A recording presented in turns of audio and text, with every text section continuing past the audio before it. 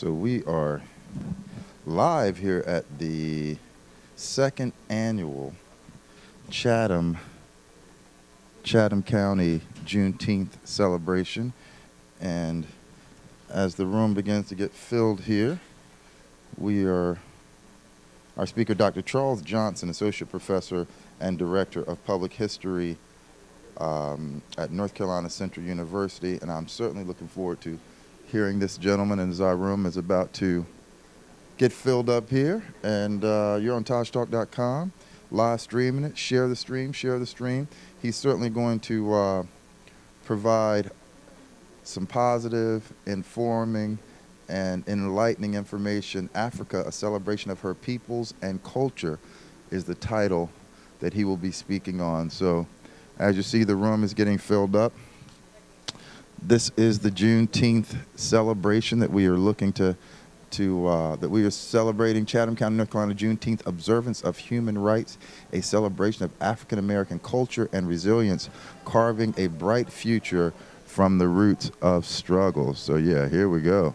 We are starting to get filled up and looking forward to a wonderful, wonderful event here today. So if you're in Chatham County, this event is from started at 11 o'clock, and it goes until 6 o'clock, and they have food trucks, there's drumming, there's speakers.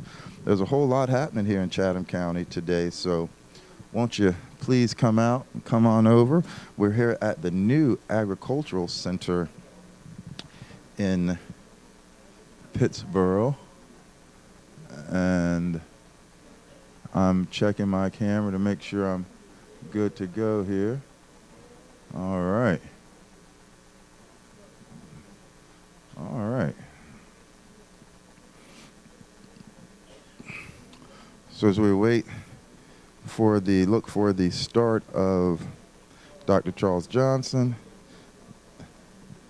how are you, my friends? And as the room gets filled up, and we will be starting shortly as Commissioner Karen Howard here. Lots of Chatham County's commissioners and citizens and folks here that make Chatham County a positive place to be. So let's look at some of the things we've been talking about. All right, so as we have this Chatham County observance of human rights Juneteenth celebration, we've had color guard members from Battery B, the 2nd U.S. Color Light Artillery. We had Cantor Jim Schwankel do Amazing Grace. Testing. Okay, it's on now. All right, so now I'm Good morning again, everybody. Hope you're enjoying yourself so far. This is our first speaker this morning, Dr. Charles Johnson. He's an assistant professor, history professor at North Carolina Central University and the director of the public history program and a published author. He was also our guest speaker at the first annual Juneteenth in 2018, and he's one of my favorite people. Please welcome Dr. Johnson.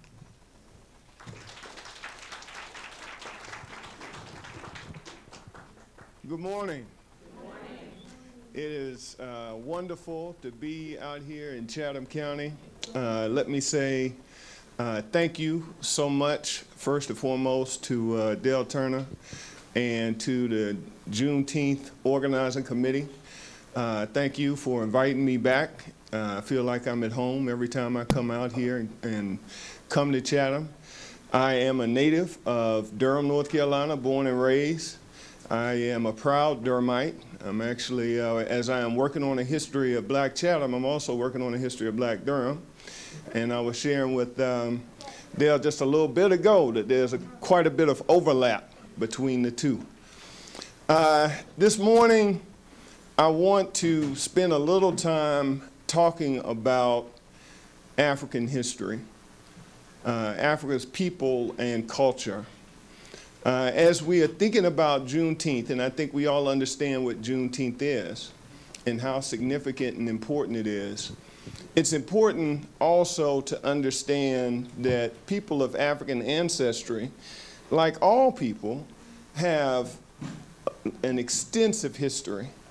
So what I'm going to do is I'm going to start with what I think are a few thoughts or things that I think we should, sort of like housekeeping things that we should talk about or deal with to begin with. So let's go ahead and jump right in.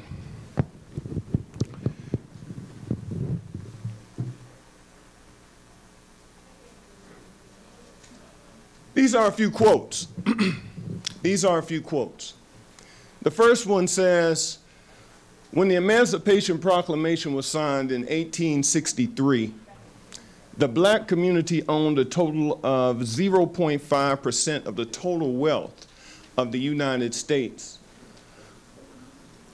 0.5%. Now, we can understand, if we think about it, at that time, African Americans had been just coming out of slavery. They had been enslaved. And property cannot own property. We have to understand that. So it was difficult for African Americans during that time period to amass wealth. But what most of you all probably don't recognize is this next quote. What is staggering is that more than 150 years later, blacks still own only about 1% of the wealth of the United States. That's Mirza Baradaran's The Color of Money, Black Banks, and the Racial Wealth Gap. I want to start that way because I want to contextualize what we're talking about here. Without getting too far ahead of myself, when the Europeans came to Africa to trade, initially it was the Portuguese in the 15th century, they had a difficult time finding items to trade with the Africans that the Africans were not already producing for themselves. Yet here today, 154 years after emancipation, we still have only 1% of the wealth of the United States. I want that to sink in just a little bit as we're thinking about today and the importance of today. But more importantly, the work that we have ahead of us.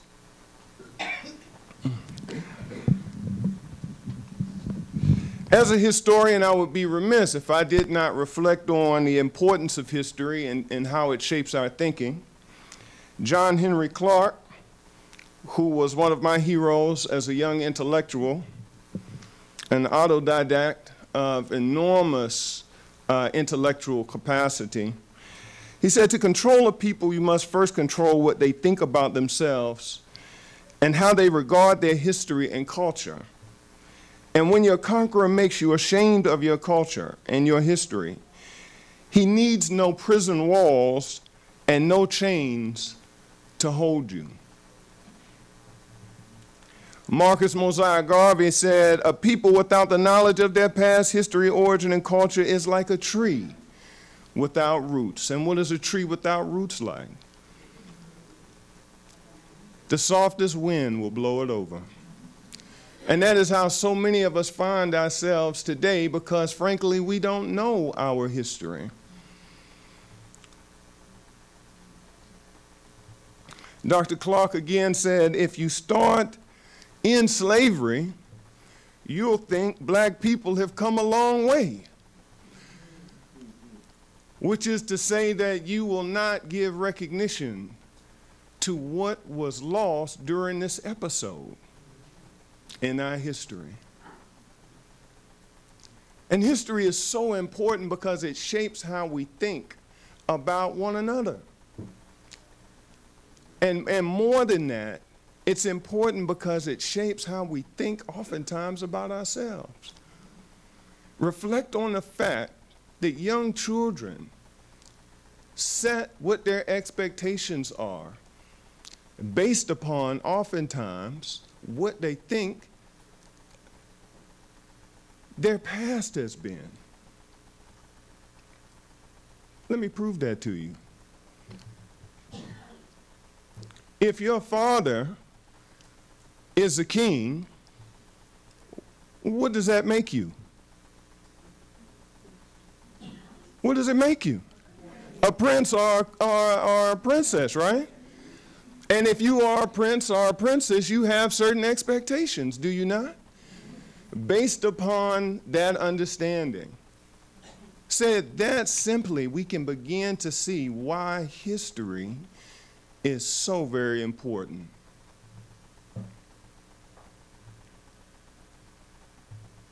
And this is Montesquieu, reflecting on slavery as we reflect on Juneteenth. It is impossible for us to suppose these creatures, speaking of Africans, to be men, because allowing them to be a man, a suspicion would follow that we ourselves are not Christian. We can dispense with the idea that there was no clear understanding of what enslavement was during the period in which it existed.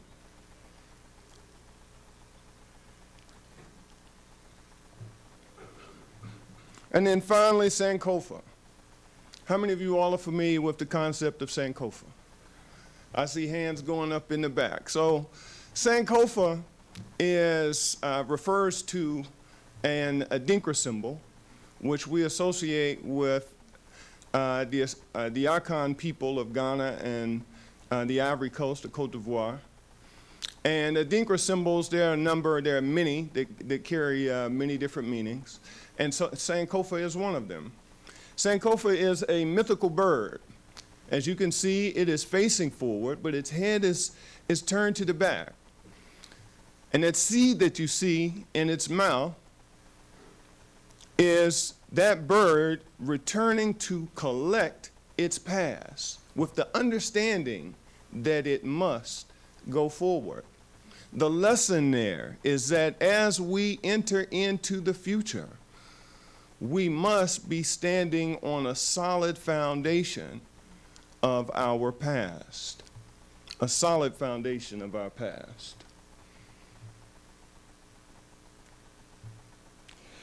Let's start out by talking a little bit about the African continent.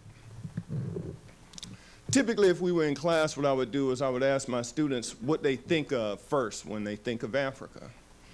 And I'm not going to spend that time here today because I have them a little longer than I have you, and the time is too valuable. But I get all sorts of responses. I teach at North Carolina Central University, which is, to me, the best HBCU and institution in the country. I'm sorry, Aggies, I see heads shaking. Okay? I see heads shaking. We're not even going to go down that road now. Okay? But what I get from them ranges. Well, it's hot. It's dirty. It's backwards. And then when I ask them, I say, well, tell me something. What do you know? Well, we already know about Africa. Okay. Well, tell me what you know. We know some kings. Who do you know? Shaka. Okay, I got a Shaka. King Tut. Okay, well, that's two. The second largest continent in the world, and we got two names, but we think we know it. Thank you so much, right? I wish you were in my class. How about that? We have so many students, though, who don't have an appreciation for this past that's so glorious. And we have so many generalizations, I think, and when we think about Africa, how it is perceived today, even in the news, when we see the news, and I caution you not to watch too much of the news. My father's 92 years old, and he spends most of his time screaming at the television, right, and shaking his fist. So, you know, but the reality is, how we conceptualize Africa is so very important. Because, frankly speaking, it's home for every single one of us. I'm going to talk about that too, but it's home for every single one of us. You know, Malcolm X said it this way: if you don't respect the roots of a tree, then you're not going to respect the tree. In a manner of speaking, Africa is your mother. She's all of our mothers, the mother of humanity. So it's like not respecting your mother. So let's learn a little bit about Africa. That is another Adinkra symbol, Asase Yeduru. So the first thing I want to do is I want to dispel some ideas about how we conceptualize Africa. This is the world map as most of you all are used to seeing it.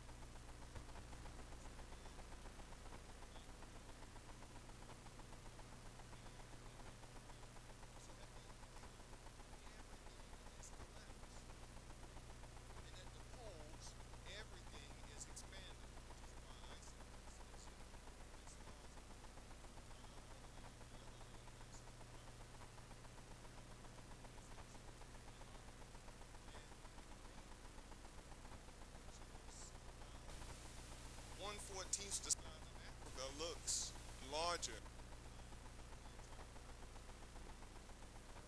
It's another projection of the map adopted by the United Nations. This is the Ball Peters projection of the world. It also illustrates, but in preference for area. So this is an equal area map projection of the world map. Now you get of the land areas from which people come. How does this shape our thinking about the world? Does it matter? Of course it does. Not only does it matter that we represent the areas of the world this way, especially for young children who are learning, because we place value in them. How many of you know that you place value in what's up? What's up is at the top. If you're number one, we put you where on the list? At the top of the list, right? Well, in cartography, there's technically no reason that the world could not look like this. Think about it, people. You're on a great big orb in space. We're in space. We're dangling, hanging in space. How does this shape your thinking about the world? The people down under, right? The European cartographers placed Europe at the top. Why? In part, you could say because of, let's say at that time, an ethnic pride, but simply because that's where your eyes fall. It's like putting what's most important at the top of the paper. So you'll know some of the early maps of the United States. They placed the East Coast at the top of to emphasize. Okay? Ironically, as we begin to talk about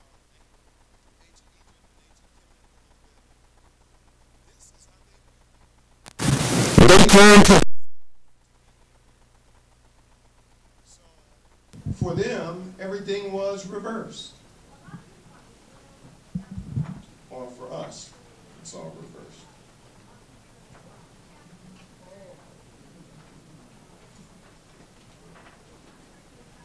So, Africa is the second largest continent after Asia.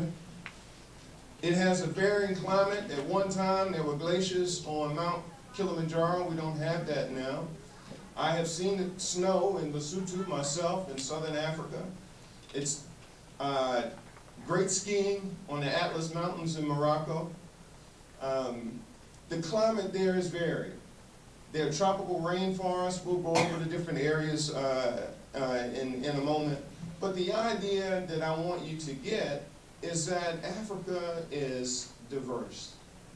It is diverse in terms of its climate and geography. It's diverse in terms of its people.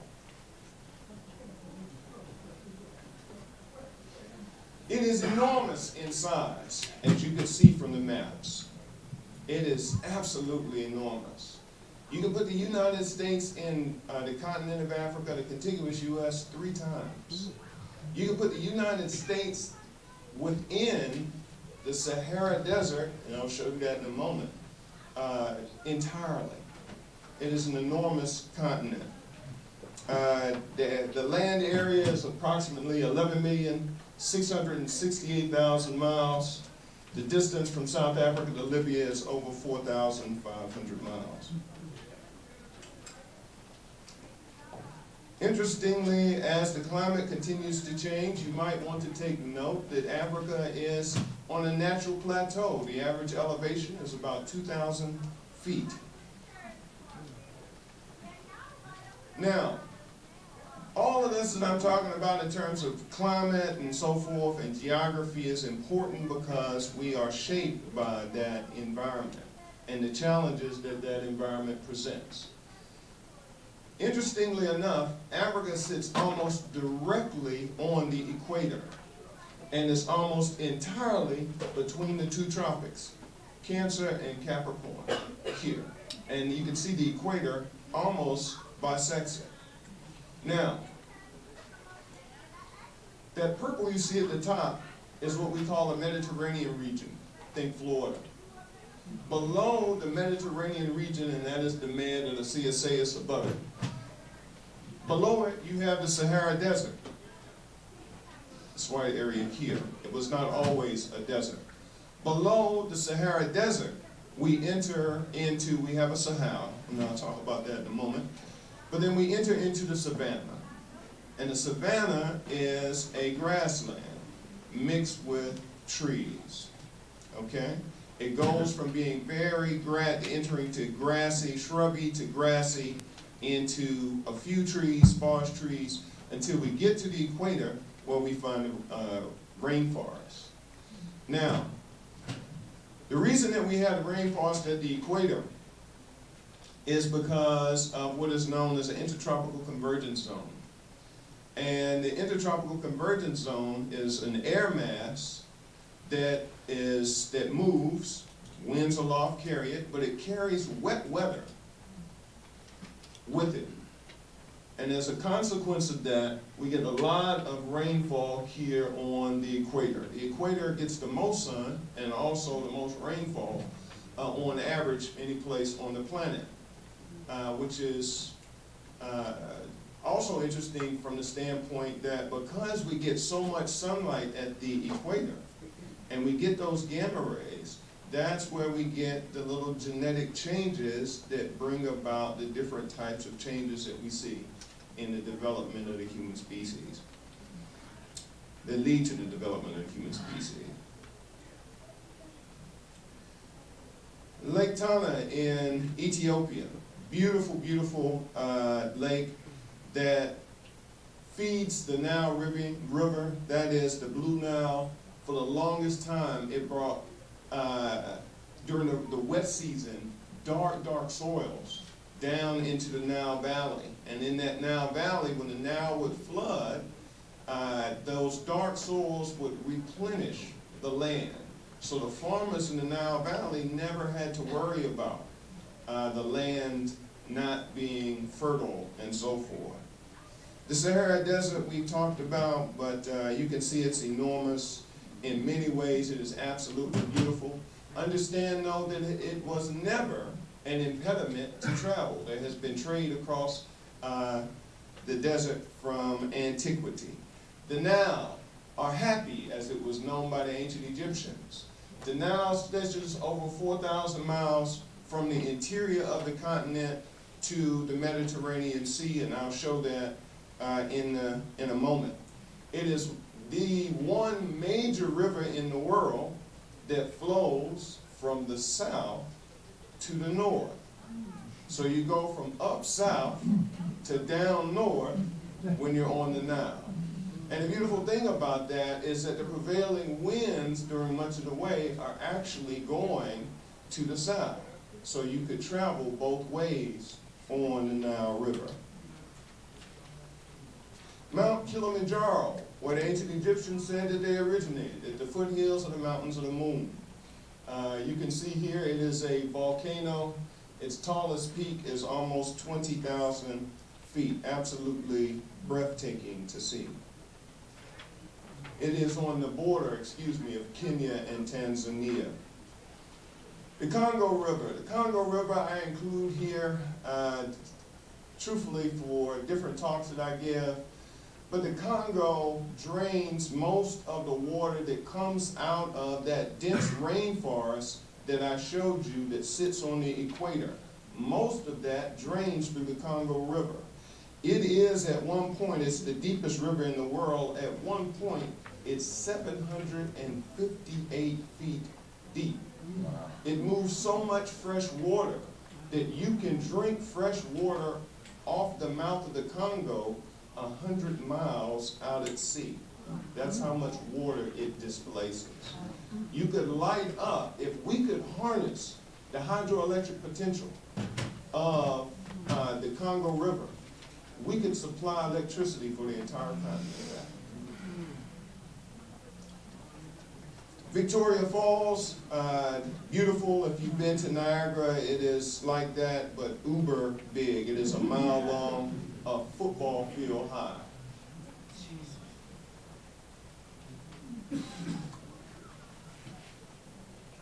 Lake Victoria, this is the source of the White Nile.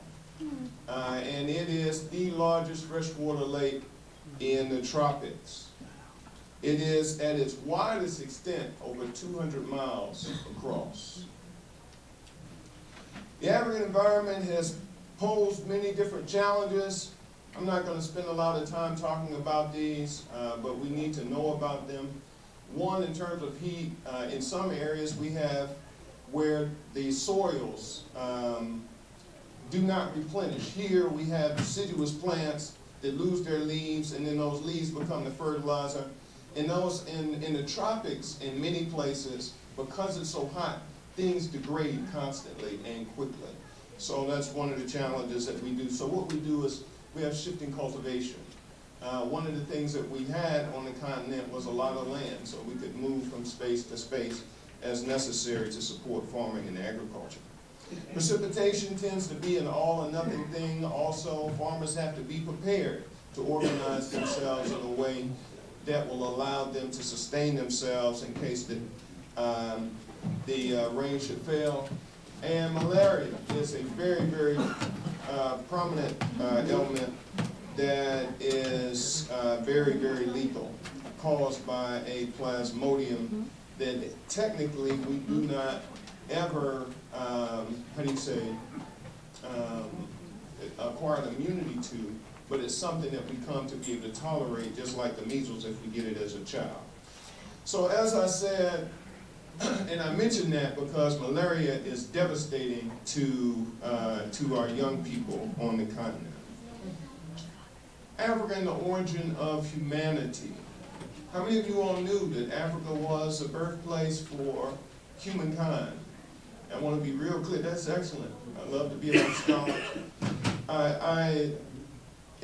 There was a time where we had to spend a lot of time arguing about this, but I'm glad that we have gotten to a point where we don't. The map that you see here shows the areas in which our earliest forebears come from. Most of them come from the Great Rift Valley, many from the Olduvai Gorge, as you see in Tanzania on the map there. Now, how many of you knew that as a consequence of being on the equator, mammals or warm-blooded species born on the equator have high concentrations of melanin in their skin? They have to. Because if they don't, they are at risk for getting carcinoma of the skin. Okay? So, dark skins or dark complexions, higher concentrations of the pigment melanin, were preferenced in a certain sense. In other words, you had a higher probability of survival if you had that. So, what that means is the different hominids, and that's what we call our earliest ancestors, the different hominids started out on the continent pigmented and left the continent that way. And racial diversification, as we think about race as a social construct, it's not biological. So they left the world with left Africa with pigmented skin and populated the world. I think that's important to understand too. This handsome gentleman is Homo erectus. Homo erectus is famous because it was the first hominid to get up from where it was and say, you know what, I think I'm going to take a trek and go see the world. And that's what it did. Absolutely famous in that regard. And that's huge. It's like a bird. Instead of making a bird nest, you can't come outside and your bird has built like a house or something. It is that big of a change, okay? All right, now, here we are, Homo sapiens sapiens, and we've only been around for, depending on who you ask, the last 100,000 years ago. And we have gotten more intelligent with each iteration of these hominids, so I'm told. There were different discussions, and I want to say this because it's important. There were different arguments initially about how humanity started. We got to a point where we said, okay, Homo erectus left Africa, we get that, we won't argue that. But then Homo erectus went all the way to the islands of the Pacific and to Asia, okay, and in between. But then what scholars wanted to say was, well, what happened is, in those different places, evolution continued in each of those different places, and we can explain race based upon the fact that that's what happened. If we think of it that way, race becomes really deep, doesn't it? Because it's going back literally millions of years. All right, but the reality is not quite like that. What happened is Homo erectus did travel out of Africa and go to these different places. But later on, Homo sapiens sapiens was born on the continent of Africa. And then Homo sapiens sapiens, following the course of the Nile, just like you saw earlier, the map, from south to north, and it populated the world. And when Homo sapiens sapiens left Africa, it looked very much like the Twa people of Central Africa today. And I apologize that I don't have a picture of them. The pejorative is pygmies. Okay, and we know this because we find their sculptures all the way to Siberia, all across Europe. Okay, the Hottentot Venus. All right. More than that, we have genetic evidence now, and I can leave that up so for those of you all who want to look at that. But what they have done is they've tested the DNA of women from across the world, basically. And we receive our DNA, our mitochondrial DNA is passed from mother to child. And the only changes come from mutations, right? The little mutations that happen. The women who had the largest number of mutations, they occurring at a relatively consistent rate, the women who had that were African women. Which speaks to the fact of their anteriority. The last point that I'm going to make is that if you look at this last bullet here, scientists often found that there was more variation within a so-called race than there were across races. What I'm saying is, when we look at the gene pool, there was more variation. Are you all hearing what I'm saying? We have constructed this thing that we call race because it has proved to be very profitable for a small segment of our society. But in point of fact, genetically, we cannot find it. I'm not saying that we don't have differences. That's the beauty of the world, in point of fact, to me. But it's not at this level.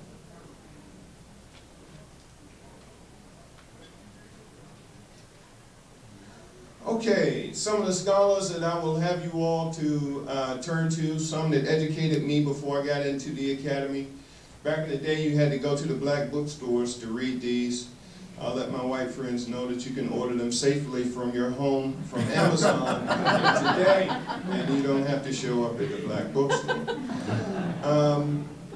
But many of them were classically trained scholars, like Sheikh Anta Diop, just giants in their field. They represent what scholars today, historians today, call the vindication of scholars, because they were responding to European and white scholars who had a very negative conception of Africa because it served the purpose of either colonialism or slavery, depending on when we were talking about, or Jim Crow here in the U.S. This is one of my favorite pictures. The gentleman behind the mic is Dr. Joseph Harris, one of the preeminent scholars of the African diaspora, born right here in North Carolina, homegrown in Wilson, North Carolina. Sitting next to him is Dr. John Henry Clark. Excellent book on African history for those of you all still, Africans and Their History by Joseph E. Harris. John Henry Clark, born in Alabama, part of the Harlem Renaissance, a writer and intellectual who was an inspiration to so many young people to get involved in education. Walter Rodney is from Guyana. He was a scholar activist, and his most famous book is How Europe Underdeveloped Africa, looking at the impact of colonialism on African economies and how colonialism shaped those economies to be export-driven economies instead of building up internally, right? Okay, Walter Rodney. He was actually assassinated, I believe, in 1979, 82-ish. Forgive me for not knowing off the top of my head. John G. Jackson, another great scholar, George G.M. James. I encourage you to read their works. John G. Jackson, I have actually written about him. You can go read if you haven't already. For those of you all who went out and looked, some of the things that I write, I do publish online so people can get to them easily. And I wrote a blog about George G.M. James, who studied, I believe, at Columbia University. That's where he earned his PhD. And then Anthony Broder, who is a friend and who sat at the feet of many of the people that I just mentioned. Okay, let's talk about ancient Egypt, right? Let's talk about ancient Egypt. Let's start with Egypt. For the longest time, Egypt was taken out of Africa because when we conceptualize Africa, it is difficult for us to get through what our experiences have been, what our exposure has been, and what our education has been to this point. It's just difficult to imagine that black people or people of color would be able to do the types of things and that involve the type of math and science and engineering and architecture. But it's only a result of how we have been socialized to this point. If we were socialized otherwise, we would think otherwise. And so you will know, as we begin to talk about this, there was a time in Europe where they reflected very fondly on the Nile Valley region and those societies. And the argument was not so much about were the ancient Egyptians who called themselves Commission, were they black or not? That changed in the 19th century as a consequence of making arguments to justify the dehumanization of African-descended people during slavery. Martin Bernal in Black Athena, the Afro-Asiatic Roots of Classical Civilization, he just simply took George G.M. James' thesis and expounded upon it. He argued that we have two models then when we look into the past. What we have was the ancient model, which is the one I just described, where there was actually a respect for the early African civilizations, even amongst European scholars. And then we have what he calls the Aryan model. And that Aryan model came as a consequence of needing to justify, again, the dehumanization of Africans under slavery. So we've already gone over this a little bit. Which way is up? And I mentioned that the Egyptians got their bearing by turning to the south, okay?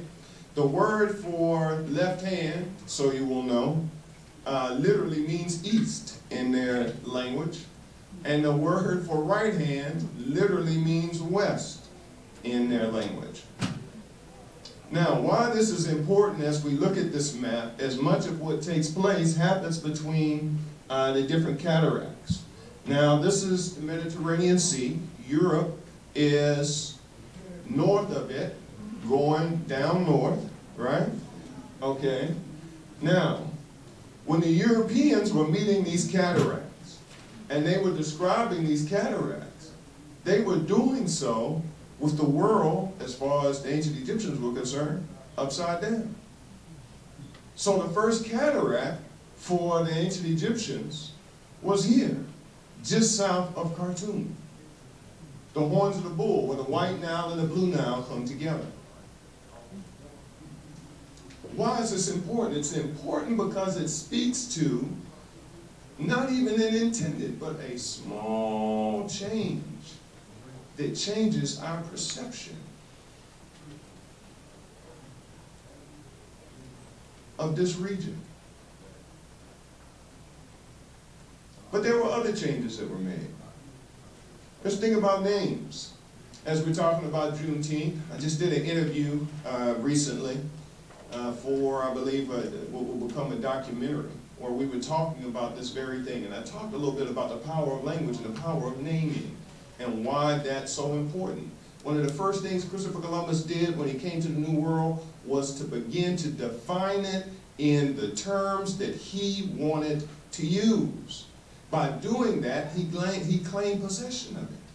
Just like you name a child or you name a dog. It is very important. The languages that you speak, it's very important that we are communicating now in English.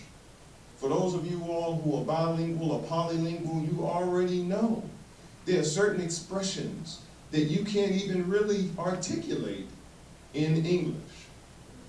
I have an Ethiopian friend that we're about to come to that. She's Amharic. She's Amhar and spoke Amharic. And she used to say betam to me. And betam was an expression of amplification. But she said there's no real expression in English to say that. I guess maybe very was close, but it wasn't the same thing. So as we see here, that we have the Greeks, there was a renaming of places that already had names. And as we rename, we also get new meaning, which is very important because as we get new meaning, we risk losing some of what was there originally. We have that concern down to the present day. I would say that the Europeans, the Greeks called, even though it's not up there, the Greeks called all of Africa Ethiopia, or Ethiopia, which, so you will know, in their language meant burnt face, but not as a pejorative. It meant that they had been kissed by the sun. Okay? All right. So Kemet speaks to the name that the people themselves refer to, what they call their land, and how they refer to themselves. It is a word that means black. Different scholars argue different things. Diop argues that it's a reference to the people. Other scholars argue that it's a reference to the soul of that region.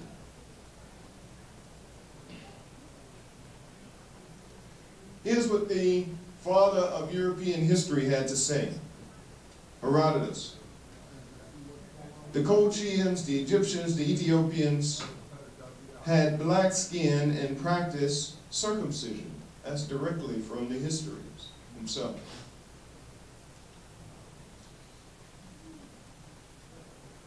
If we look at Egypt's history,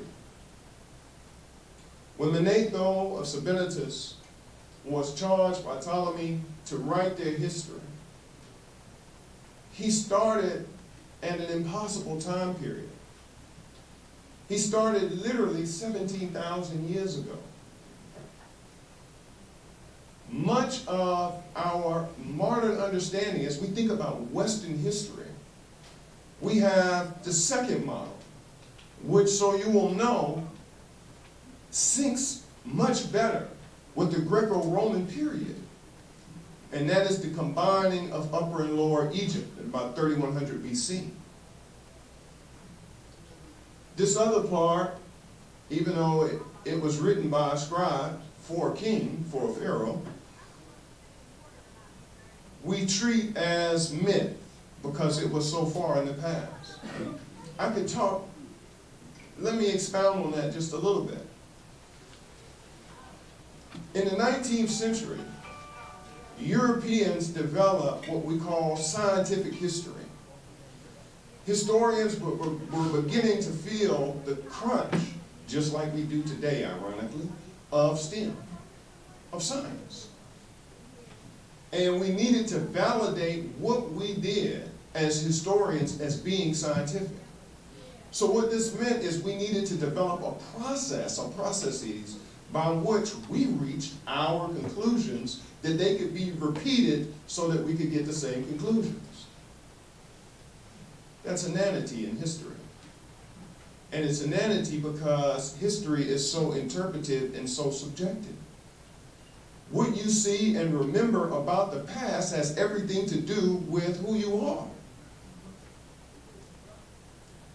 Right? I mean, if you see a fight, let's say, this is what I say with my students, if you see a fight, right, in the cafeteria, let's say, between two kids, and then someone asks you what you saw, well, if one of those kids fighting was your sibling, right?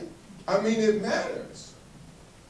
So all of this goes to shape history. Well, European scholars were trying to find ways to do that, and they began to rely heavily on documentation. And if you couldn't pull up a document to say, here's proof of it, then it did not occur. Well, many of the African societies, Egypt was not necessarily one of them, but many of them came from what scholars today call non-literate societies. They just had a preference for orality. African people do, okay? But whatever was contained in those oral traditions then would not, it took a long time before we began to include those and use those as bona fide history. So Egypt has a very distant past. The inscriptions at the Temple of Horus at Edfu speak to their coming from the foothills of the mountain of the moon, known as the blacksmiths. Why are the Egyptians Arab today? Well, if you look at the bottom of the screen and say, well, if you thought about the United States 200 years ago, it would be a much different place. And what we're talking about now, literally, since the Hyksos invaded, is what's that, almost 4,000 years? It has changed considerably. And when we say it was black in the sense that it was like the United States is today. It was cosmopolitan, meaning there were many other groups of people who were there. But these invaders brought their own changes, their own ideas. I'd like to share a little bit about the Great Pyramid. I find that absolutely fascinating because of the science behind it. It's one of those things where you look at it, it looks so simplistic.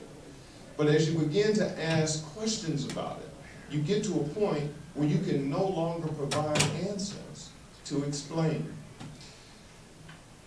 When we look at the faces of each of the 4 cardinal directions, the average error in the alignment is around 3 minutes of arc, a deviation from the true direction of less than 0.015%. The human eye would not easily detect even a 2 or 3 degree malalignment. This raised questions for me immediately about why would you build with such precision, such exactitude. The 4 sides of the base are almost exactly the same length, a difference of less than 8 inches between its shortest and longest sides. And you can look at it, and I included this picture so that you can get a sense, looking at how small a person is next to it. The 4 corners are almost perfect 90-degree angles. The apex sits literally right above the center. It is a square base, right above the center.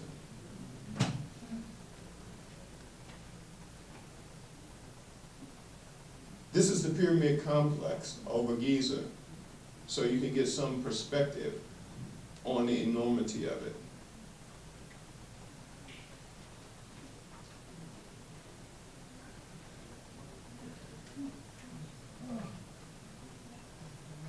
Now, it's been reported that, in terms of how long it took to build the pyramid, and there's some question about this.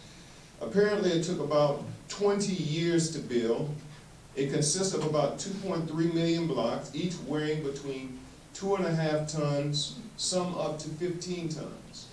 Interestingly enough, they could have made it with much smaller stones, but they chose to work in these large stones. There is a temple next to, that's adjacent to the pyramid complex, I should add, that has some stones that weigh 200 tons.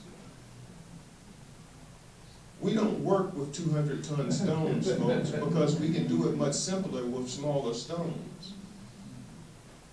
So the question becomes, to me, what engineering or science was there at this time that perhaps is lost to history that allowed them to work with such large stones with relative ease? But if we assume that they worked a 10-hour day, 365 days a year, that would mean that they were placing 31 blocks every hour, or about one of those 2.5-ton stones every 2 minutes. Which suggests to me, as I said again, there must have been some other way that they were able to construct this. Now, curious positioning of the Great Pyramid. It takes into consideration atmospheric refraction. So where the Great Pyramid sits, it's curious. Its latitude, as you can see here, is 29 degrees, 58 minutes, and 51 seconds. Everything is precise. But if you were, and I'm not going Carl Sagan on you here, but if you were to take for the refraction of light through our atmosphere, in other words, if you were looking from space, it would look as if it was sitting on the 30th parallel. Are you all understanding what I'm saying? The geodesic location of the Great Pyramid of Giza on latitude 30 degrees north, 1/3 of the way between the equator and the North Pole, and at the center of the world's habitable land masses. Again, this is the Mercator projection, so you can't really fully get the effect of how much land is covered by that intersection. The placement of the Great Pyramid, where it is placed relative to the Nile Delta. It is placed such that here, forgive me for getting up and blocking the text, but it's placed such that if you were to draw a line straight through it, it would bisect the delta. And it's turned such that if you were to come off of the edges of the pyramid, it would bisect, it would contain, it would, so if we come off the sides of the pyramid, they enclose the Nile Delta, is what I want to say.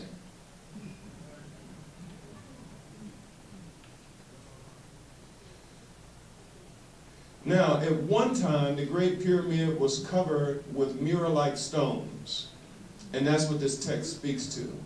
Earthquakes over time and people taking the stones from the rubble to help rebuild Giza and other places, apparently.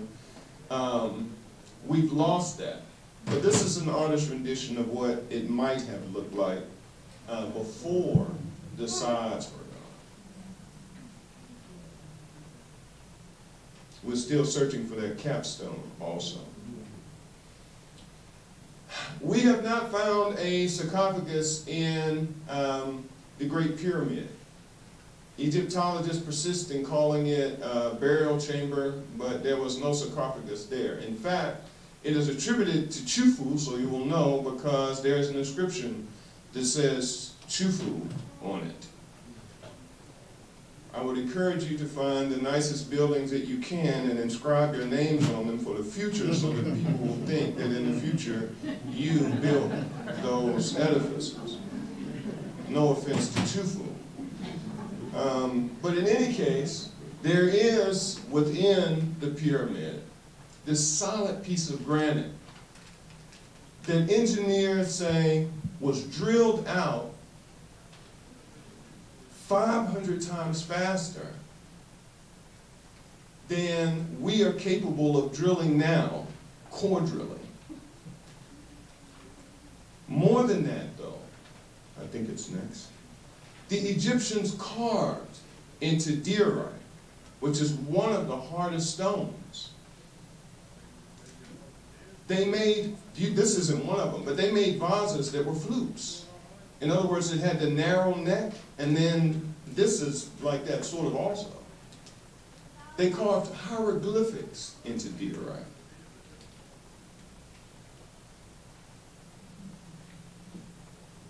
And then this is Horus on the horizon.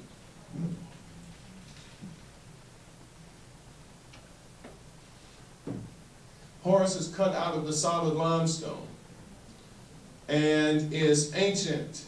When you see it, it just appears to be from another time. It looks so old.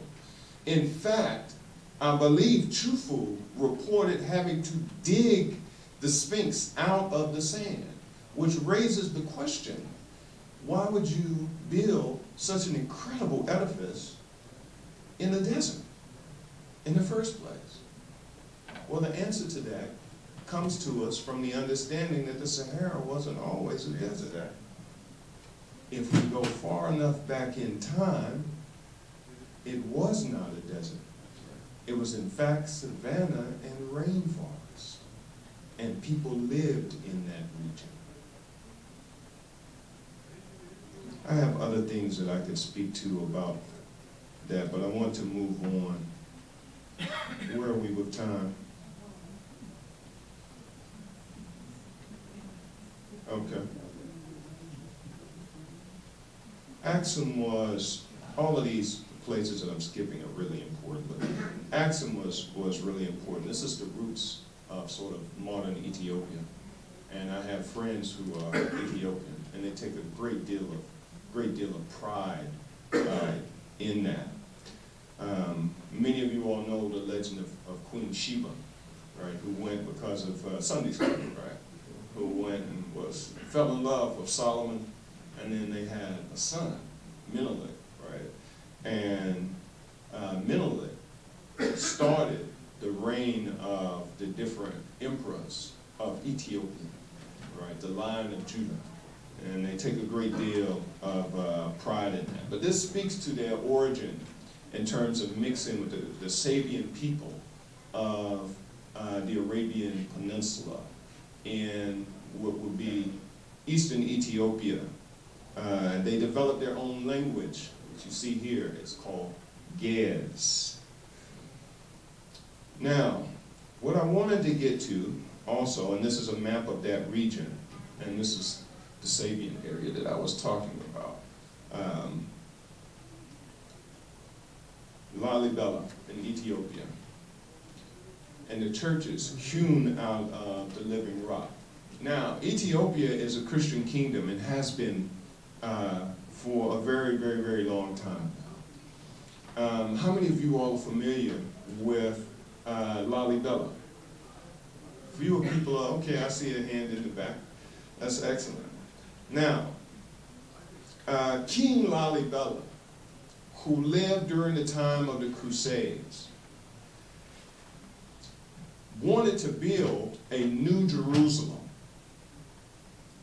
And the reason that he wanted to do that is because in 1187, Saladin captured the Holy Lands. And Christians were not able to go to the Holy, are you all here? Were not able to go to the Holy Lands as a consequence of that, okay? So he wanted to build one in Ethiopia, and he wanted it to be able to persist, to last, to stand the test of time. So what they did, he commissioned the construction of these churches, and there are about 11 of them. I want you to look at them because they're absolutely marvelous. Now, they're located in the Amhara region, and this is a map of the different churches, okay? This is a map of the different churches. But these churches were cut literally from the solid stone. So what you see here was solid stone. And they cut the churches out of that solid stone. This is St. George Church. Let me see if I have an internet connection. I'll do that real quick. The young man promised me and he upheld his promise. Okay, so if we click that, we're able now to look into that area and see literally what that looked like. This is one of just 11 of those structures. Where am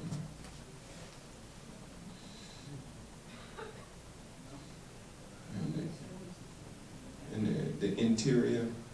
This I was about to say, you can see now, we're going to go and take a look at the interior.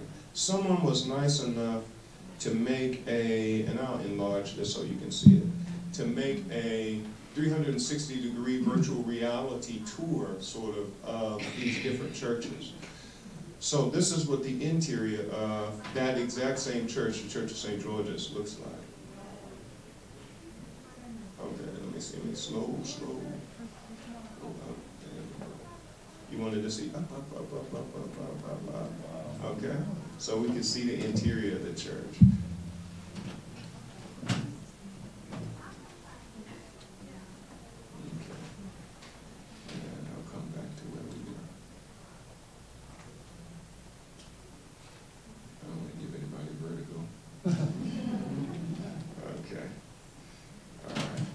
Absolutely fabulous, absolutely incredible commitment to their beliefs in that. This is another one of the 11. I believe that's Bet Emmanuel, if I'm not mistaken. Let me check my notes. Excuse me.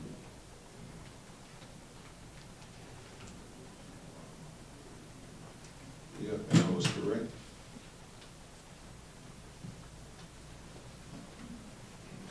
This is the largest of them. This is Bet Menhan Alam, which means House of the Redeemer of the World.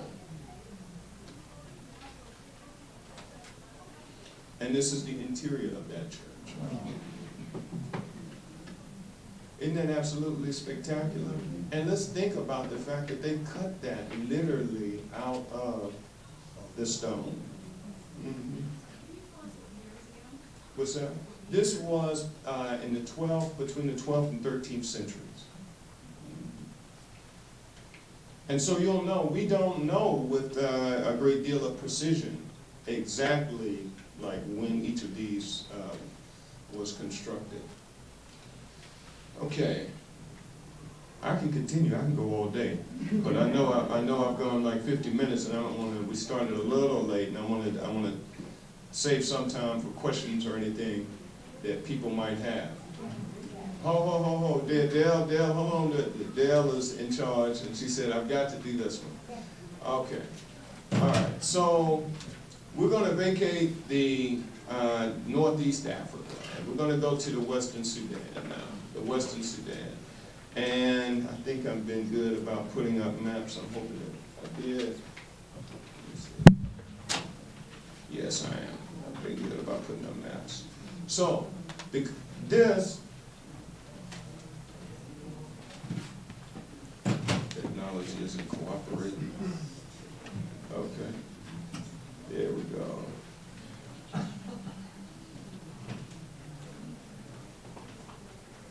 Okay, so this is Ghana, not the Ghana that most of us think about when we think of Ghana. When we think of Ghana today, we think about the West African nation that is between Togo and the Côte d'Ivoire, okay, West Africa.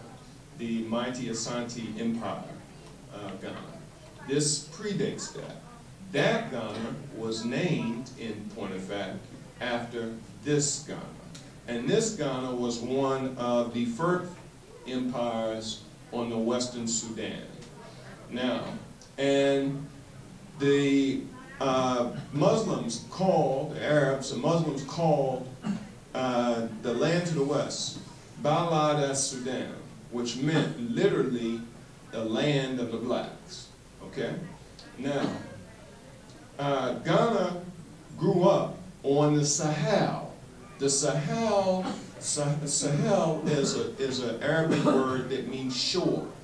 And because the Sahara is so enormous, to cross it, you have to treat it like it is a sea of sand. So we use a similar kind of terminology when describing it. But the shore is where the savanna and the desert come together. That's Sahel. Now, there are people who lived in the desert. They're known as Berbers. And there are different Berber groups. There are different Berber groups. But in any case, the Berbers were the people who helped to convey caravans of trade across the desert. They were also some of the early converts to Islam because it helped to enhance trade. Okay? Now, the Berbers, though, could be notorious because when they weren't carrying caravans of merchandise across the desert, they were oftentimes raiding the people who lived on the edge of the desert. So what happened, scholars believe, is that a group of Mende people, Soninke, that's what they're called, began to gather together for their own protection in numbers from the raids of the Berbers. And in this way, over time, we had state formation take place slowly with the Empire of Ghana. Now, Ghana was, like the rest of the empires that will follow, Mali and Songhai, an extremely wealthy empire. And it was wealthy because of, it's not on this map, but you had the Bambouk and Bouré gold mines. The Bambouk was on the Senegal and the Bouré was in the headwaters of the Niger River. So they did not actually control or possess that land, but they controlled access to it. Now, the trade that was coming across the desert varied. There were a lot of different items that were traded. But for our discussion, what's important was salt. Okay, so salt coming from Gaza in the desert and other places in the desert. And if we had more time, I would tell you about that process. It was a very brutal process in mining salt. But it was very valuable, and that was traded for gold. Gold was so plentiful in Ghana that it was said that the emperor hitched his horse to one of the large nuggets of gold there. There was so much gold that he forbade his people for trading in gold nuggets. They had to trade in gold dust. And this is what that trade looked like. These are modern Soninke women. Let's go back to that. Praise to the sisters. This is what that trade looked like. And this is what I was looking for here, okay? So there's Bamboo on the Senegal and Bouré at the headwaters of the Niger River. It was a form of trade they call silent trade. So what would happen is when the traders would come from across the desert or from other places, they would drum to send notice that they wanted to trade. And they would mark their wares for what it was that they were trading. Okay, be it salt or myrrh or whatever it was they were bringing. Sometimes livestock, it could be anything that they were bringing to trade. Now, after they had drummed to let the gold miners know, those people, the merchants, would then go off a significant distance, and they would leave their merchandise there. And the miners, having heard the drums, just like you all heard the drums, they're drawn to that sound and they come and they find what's there. And they take what they feel is the appropriate amount of gold and they leave that for each item. And then they sound the drum to indicate that they had finished their part of the transaction. And they would, by river, they would retire. I see heads shaking like that with it. In this space, are you kidding me? That I'm going to leave my credit card or something and you all take what you think is right? Woo! Good luck with that. And then they would come back, and if they were pleased with the amount of gold, they would take the gold and leave their merchandise. And then they would exit. How about that for a system of trade? The next one, and I'm going to end with Mali, and talking about Mali. Somehow was very similar. It just was larger. In about the 10th century, some of the rulers, African rulers in the Western Sudan, began to convert to Islam as a way of helping to induce trade. And Mali was the first West African empire that fully converted and became an Islamic empire in the Western Sudan. So you had King Sundiate, who ruled from 1235 to 1255, the original Lion King. He was the first great ruler of Mali. Now, they would capture the former sort of major city of Kumbi Salah, which was Ghana's capital, if you will. And this is a map of their empire. You can see it's a little larger, and if we went with Songhai, it would be even further to the east. But Mali was important for a number of different reasons. I wanted to be able to talk about Mansa Abu Bakari. Mansa was their word for emperor, okay? Now, Mansa Abu Bakr, and this is recorded by their griots, if you will, in their oral tradition. He wanted to explore. He came to believe, Islamic scholars had convinced him that there was land across the Great Pond, the Atlantic.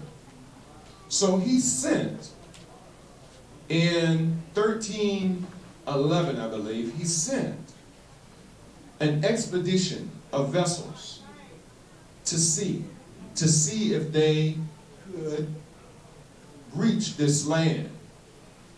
Now, there is in the Atlantic Ocean, and this I think is dying, can you all hear me? There is in the Atlantic Ocean a equatorial current that flows literally like a river in the sea. It is so strong that if you get caught up in it, it literally will carry you to South America, okay? Or the Caribbean, depending on where you get off. All right. Now, of that expedition, only one ship returned.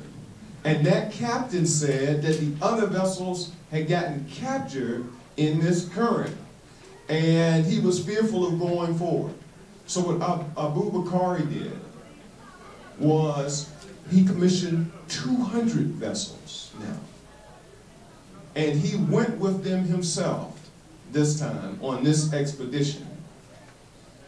This became the basis, in part, of the research that Ivan van Sertima did for his book, They Came Before Columbus. Today we know many people came before Columbus. The Vikings came before Columbus, technically, for example. There's Chinese script in South America, so we know the Chinese came before Columbus. And if we talked about the Olmec culture, which we don't have time today, we could see that the Africans also had come, and perhaps this was part of that. Now, he was the brother of Mansa Musa. And Mansa Musa is remembered probably as Mali's greatest emperor. And it's interesting why. But Mansa Musa did a number of different things. What he's famous for, though, is in 1324, as a devout Muslim, he took his Hajj to Mecca. And when he went, he took some 80, 100, depending on who you ask, camels loaded with the gold that came out of Bambouk and Bouré. Some scholars say there was perhaps as much as 300 pounds on each of those camels of gold. It was so much gold, and he spent so lavishly in Cairo that it took, according to the Islamic scholars, 12 years for the economy to correct itself in terms of gold in Cairo. I don't know if that's a good thing or not, to be honest with you. But in any case, we could discuss that. But in any case, what that did is it placed for Europeans, today's great Western powers, began to see a potential for where they could get access to gold. And I don't know if I have an image of it. I do. They began to draw their maps depicting this African emperor with this gold. And it became a search for how can we get to them so that we can get access to this gold. All of this conflates with what will become, so you will know, the European-dominated trade in African people on the Atlantic slave trade, okay? All right, now, something else that he did that's also important that I think we should recognize is that while he was in Mecca, Mecca is a crossroads. It was a place where people from India who had come out of the Far East and people from Africa and Europe went to trade. So Mecca was a crossroads. What he did was to bring scholars back to the Western Sudan. And they built in Timbuktu universities and find fabulous architectural structures. If you're wondering why this isn't called the University of Timbuktu, it's because in the 15th century there were 150 universities in Timbuktu. But universities were different than, you can't think of UNC or Duke. They were different at that time. Classes were much smaller. You studied with a scholar who was noted in their particular field in a small confine. And how about this? I love this part. There was an ethical component to what you did. And if you could not pass the ethical component, you were not invited to graduate. Wow, that's right, huh? Dale Turner, I just want to, please, will everyone join me in giving Dale Turner and everyone who helped organize this?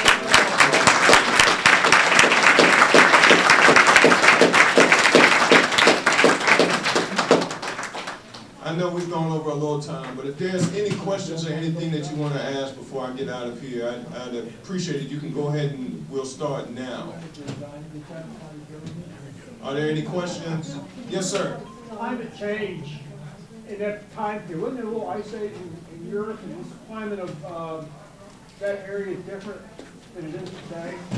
Very much so. And what you're speaking to, you're talking about the Pleistocene.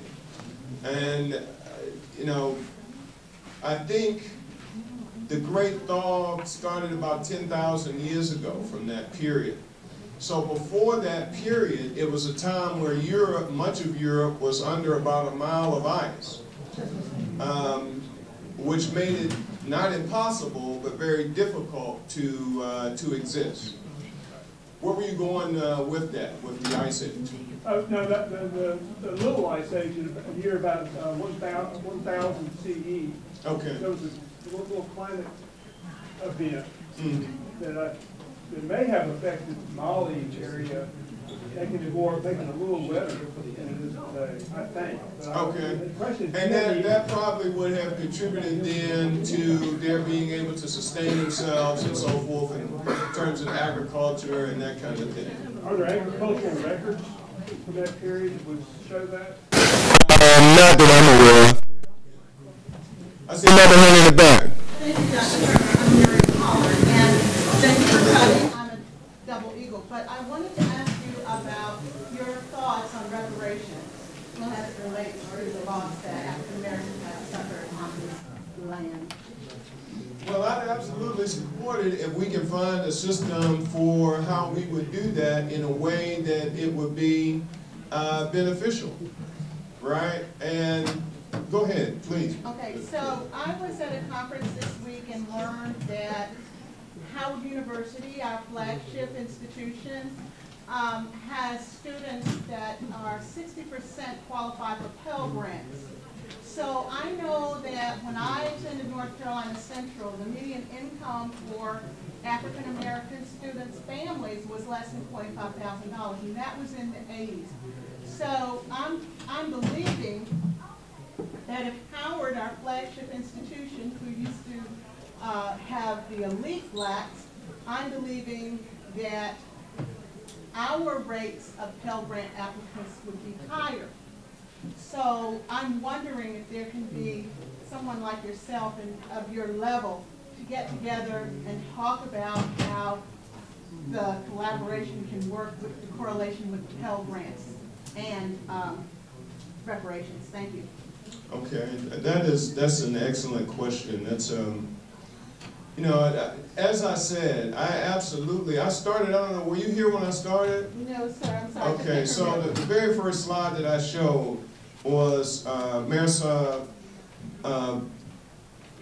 Badharan's book. It's called The Color of Money, Black Banks and the Racial Wealth Gap. And I gave the quote where she said, you know, at the end of slavery and emancipation, blacks owned about 0.5% of the wealth. In other words, half of 1% of the wealth of the nation. After 154 years, we are now at 1% of the wealth of the nation. So I absolutely would support it. There are scholars who are writing about the direct links between what slavery meant economically, not to just this country, but globally. And I talked about that the last time that I was here some. But Edward Baptist, Seven Becker, they're writing about that. The Half's Never Been Told, The Empire of Cotton. There are other works that are speaking to that. All right, so my concern only is that whatever type of reparation there would be, they would be spent in a way that would benefit those who need it most. Too often, I think that that's not the case. And I get concerned about that. You know, I could talk about that in the context of the 14th Amendment, for example, right? And the 14th Amendment, Paul Robeson called that the sleeping giant of the United States Constitution, because that made you a citizen and states could not bar you from being a citizen of the United States. But the vast majority of cases dealing with the 14th Amendment went to protect white businessmen and their corporations, and not black folks' rights. So, in as much as we can find a way to do that, I support that. Let me say this, being honest and intellectual. When you have 1% of the wealth of a nation, 1%, you are fighting an uphill battle. You're pretty much going hat in hand to get most things done, which I hope my friends in the white community will hear, because it is very important. But absolutely I do. And what you say about our students is so very, very true. And as a Howard graduate, I did my PhD there. You know, I thank you for that. But we have our challenges there too. We really, really do. I love Howard, will always love Howard. Just like I love North Carolina Central and I love Morehouse College, which was home first. Other questions about anything? Don't be embarrassed. Yes, sir. I am. I'm glad you said that. Let me go to, in fact, thank you for saying that. I meant to do this.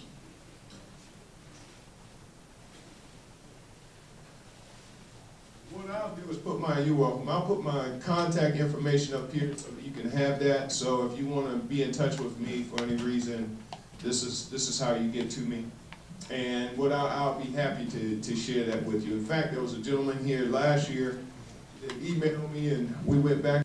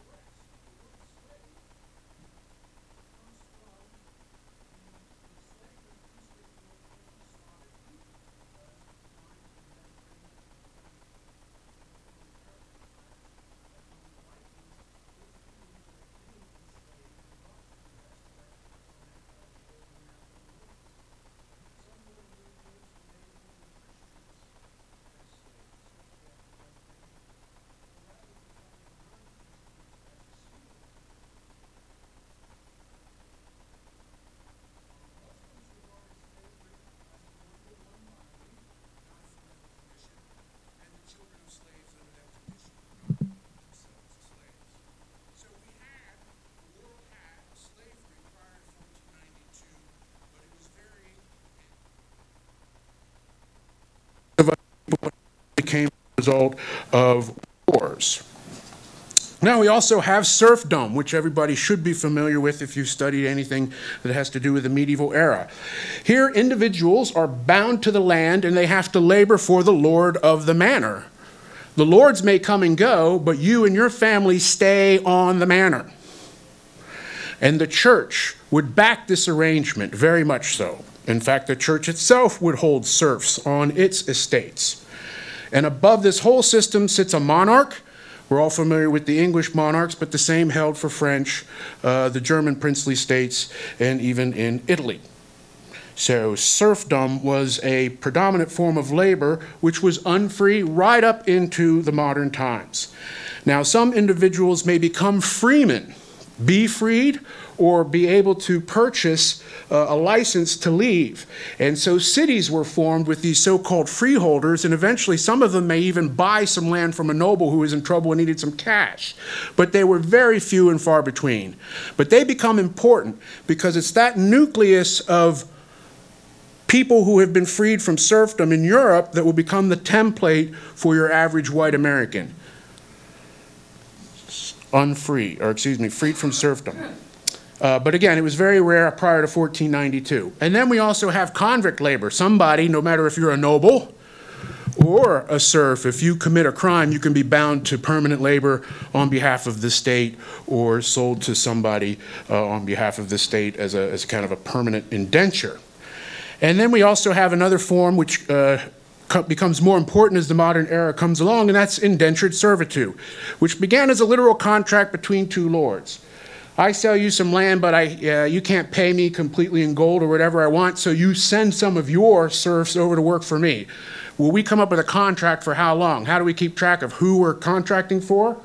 We literally take a contract and we tear it apart in a specific way where the worker's name is on one side and I hold this as essentially money on the other. So when the worker comes, I can guarantee it's that person by putting the teeth, the dentures of the contract together, and I know who it is. After 5 years, they go back to you. That's how it began. When the New World and settlement of the New World comes in, this practice from medieval times gets translated so I can send this piece of paper to somebody who's an investor in the Virginia company, for example, put this with a human, and then when they go over, they can match them up. They've got the right person, and their term of indenture will be written on it, and everybody's more or less happy. Rah, rah, rah. All right? Indenture comes from the parchment and the way it was torn. But again, that's really just a modification of serfdom. It's like portable serfdom. It's coming up with, well, we'll free you from the land, but we'll do it for a while. But it's also kind of tied into convict labor, where the law invented this idea that you're going to work for somebody for a discrete point of time until you've served your sentence. So those two things kind of come together when the Americas need to have laborers. Now, I want to emphasize here, of all these free forms of unfree labor, nobody could purchase and hold land on their own. You had to be a noble or a freeman to do that. You couldn't even own animals or tools of the trade. Someone always had to speak for you if you had any dealings with other people of standing. You did not have freedom of movement. You could not go from place to place unless you had a pass from somebody above you in the system that said so. But all except convicts had rights, had personal rights. They could not be arbitrarily killed. They could not just be maimed by whoever was on top of them, or they couldn't be starved. You couldn't deny them food or water under the law. They were not personal property. They were not chattel. Serfs were not chattel. Indentured servants are not chattel. Even convict laborers aren't chattels, but they pretty much don't have any rights. All right, so I will pause here for any questions on unfree forms of labor prior to 1492. Hey. Prior to. Yeah. Okay. All right, we're getting ready for the takeoff. Everybody's on board. All your baggage is stowed. All right, now we're going to take off because we have the next section, if you recall, is the Atlantic market and slaves. Something happens. Things change. People discovered they like to have sugar. I like to have sugar. Okay, so the Portuguese, after they liberate themselves from the Arabs around 1492, begin to cultivate sugar on the tropical Canary Islands and a few other islands drifting south to Africa. And they're able to sell this sugar to anybody on the European mainland at a very, very high price and profit. But the problem with sugar is it tends to kill the people working on the sugar plantations because they work so hard in the fields with machetes chopping during the season, and the sugar has to be processed immediately in these furnaces, essentially. First the mill, and then you boil it in a furnace to make it molasses. And these are very dangerous things back before OSHA. So you would have people with the machetes who hit themselves in the leg, almost incidentally, but without any kind of sutures, treatment, or drugs, you could get infection and people pretty much would die very quickly. Same is true with working with the fires in the vats trying to bubble and make the molasses. So the labor tended to have a high turnover at the beginning of the sugar industry in the Atlantic, and pretty much all the way into the modern era, it still remains as such. Now, the use of slaves by the Portuguese basically came directly from the Arab practice in the Mediterranean, where it really didn't matter. They weren't going after any specific ethnic group, and it was a one-to-one thing. I held you as a slave. But what the Portuguese introduced is they needed slaves. So they would buy a slave from somebody in the Arab world, and then as they went down the African coast and encountered Muslims there, they would purchase slaves along the coast there from Muslims on the land. And initially it was just as they were needed, but you can see over time, as the appetite and the market for sugar grows, so the appetite and the market for slaves grows, so that it becomes something other on the African mainland than just something where I happen to have a slave and I will happen to sell it, to I can make a lot of money by having slaves, so I need to go get some more. And so you have the introduction with the Atlantic market, initially with the Portuguese, but then later on with the Spanish and the English and the French all come in on this, that they will show up with their cash at the shore and change the political dynamic of all those places that Dr. Johnson talked about on the mainland. So that now I don't just make war against my neighbor to settle a border dispute or dynastic succession, all those time-worn reasons for war. The purpose of the war is to get people to the coast that I can sell for cash, that I can get the guns so that I can prosecute the war. So you have a disruption of what slavery had been, almost incidental and definitely personal in the African nations, to an Atlantic model where African Americans, or Africans rather, are commodified and they are purchased wholesale. And it all begins with the Portuguese. Now, that's happening up until 1492 at the Canary Islands, the Cape Verde Islands, those islands just off the western coast of northern Africa. But what happens in 1492? We have Columbus's voyage of discovery and conquest. Now, everybody knows the Nina, the Pinta, and the Santa Maria, right? Right. All right. Now, how did Columbus pay for the Santa Maria? Who knows? Who remembers from school? Exactly. Queen Isabella sold her jewels, her dowry from her papa, in order to finance this. And what was Columbus promising Queen Isabella for such a loan? He was going to get gold, he was going to get spices, but above all, he was going to get an easy way to the Orient. We can get you to Japan and China without having to deal with the unspeakable Turk, right? The Ottoman Empire sat in the middle of the world and blocked their way to have free trade to the great markets of the East. And so he sets off, and we all know, after a couple months, he does reach the New World. First the Bahamas, then Cuba, then the island of Hispaniola, today's Haiti and the Dominican Republic. And at Haiti and the Dominican Republic, he allows the Santa Maria to be watched by an unreliable captain who in turn allows the tiller to be watched by an inexperienced cabin boy who runs the damn thing ashore. It cracks its hull and it cannot return to Spain. See, they don't tell you this part. He came back with 2 ships and they were the little ones. And he had to leave half his men there. It was a disaster. Did he find his gold? He did not. Did he find his spices? He did not. Did he find his way to the Orient? Hell no. So what's he going to do? Let's think about that. And he doesn't have any sugar yet. But he stops by at the Canary Islands on his way back to Spain, and he writes a note to Queen Isabella and the king to kind of test the waters, to see how mad they're going to be, and to try to spin the story about why he doesn't have the giant ship, let alone all the other stuff. And so he says, I have found people who had some gold, a little bit, on their persons. He initially picked up some Taino people, or Native Americans, and they were giving him directions around the other islands. And they started out as being his friends, and his diary shows us that they were his friends until after the disaster of the Santa Maria being sunk. And then all of a sudden, they aren't friends, they're captives. And from the Cape Verde Islands, he writes back to the monarchs of Spain saying, these folks know where the gold is, and by the way, their people will make, quote, excellent slaves, because they aren't Christian. They're apparently docile when outnumbered by a bunch of white guys on a boat. And we got them. We got them. And so that's how Columbus is welcomed back. He's celebrated. He's called Admiral of the Ocean Seas. He's fitted out for 4 more missions where he goes, but he really doesn't have any better luck, and he actually dies impoverished and under arrest. So the dude is an abject failure. You know, my apologies to any Italians in the room. I know you need to have, you know, heroes, but rethink him. And the other big thing that they had that the Europeans, specifically the Spanish, could take from them were their lands. So the lands and the people were what Columbus offered to Ferdinand and Isabella in lieu of those other things that he promised.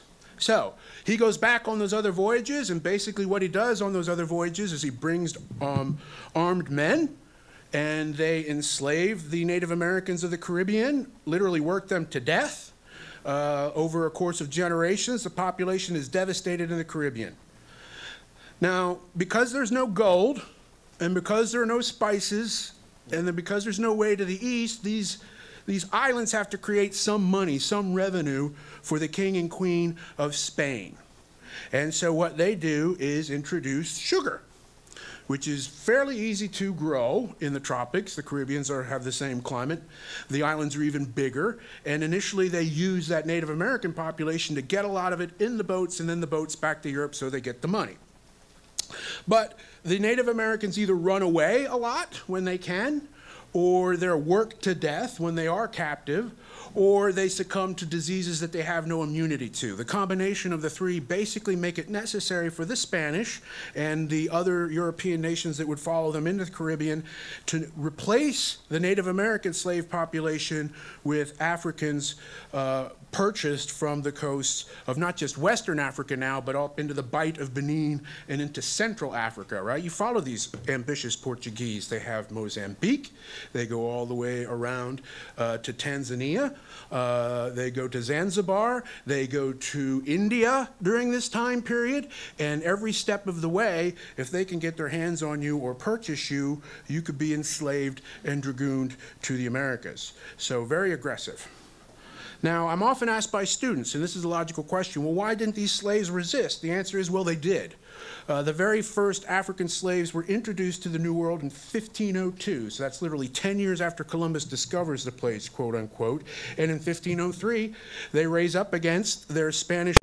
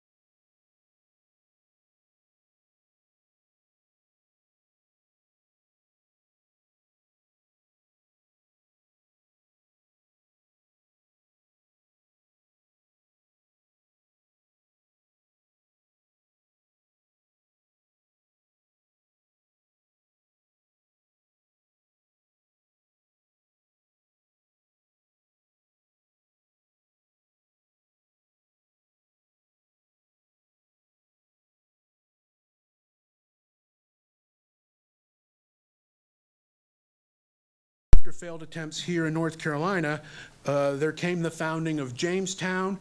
They didn't have to reinvent the importation of slaves, but they did have to reinvent or create the conditions under which they held their slaves. And I'll entertain any questions you might have here before I move into the next section, if there are any. Yes, Ephraim.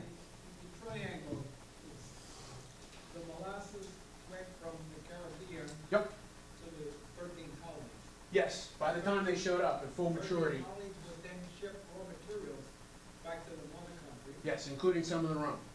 and then they would make trade goods to Africa and so on and so forth. Everything from woven cloth to armaments to pots, pans, mirrors, books, some of which they would sell in Africa and some of which they take to the new lands, as it were. So just this, but it always ran clockwise.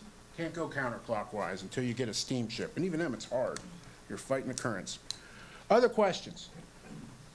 All right, cool. Then we will move on to Virginia. Right? Now we're getting to finally the central topic. Us, the United States, the most important of all people ever to exist.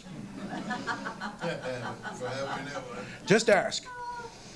Okay, so now initially everybody knows the first story of Jamestown, right? The starving time. People showed up and they dropped like flies. They were completely and utterly unprepared. One guy salted up his wife and ate her. Imagine that. It was really bad. So, and it was started out by freeholders and some stupid noblemen, right? And they had no skills, they had no nothing. So there were various attempts to make Jamestown happen. You come in and inhabit the buildings of the folks who died before you. And they hit upon using what? The indentures. To make people leave England and come to the Americas. And this became the primary form of labor when Jamestown became successful after 1620. It was also the form that even the Puritans would use when they were settling Massachusetts and then later on New York, Pennsylvania, those other colonies.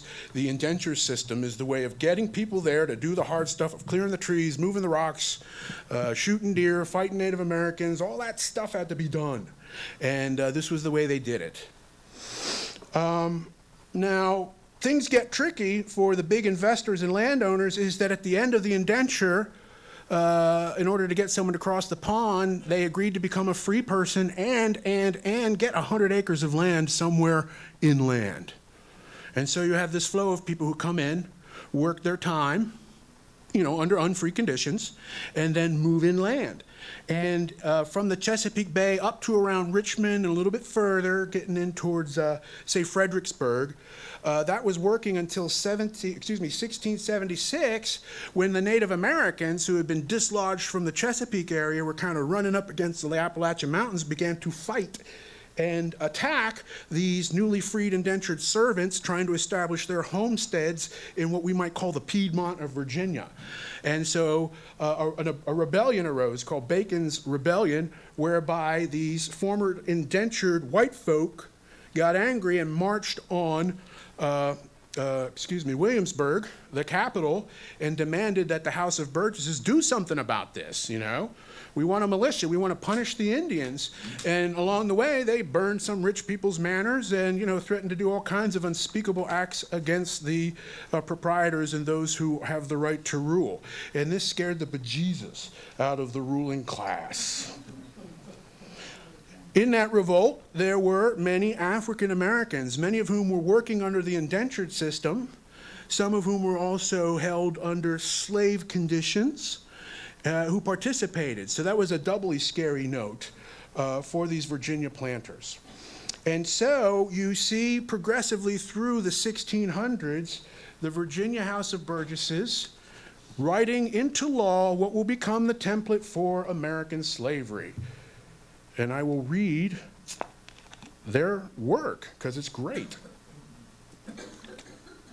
People will say things like, oh, well, you know, that's just the way it was. Whites always held blacks as slaves. Nobody questioned it.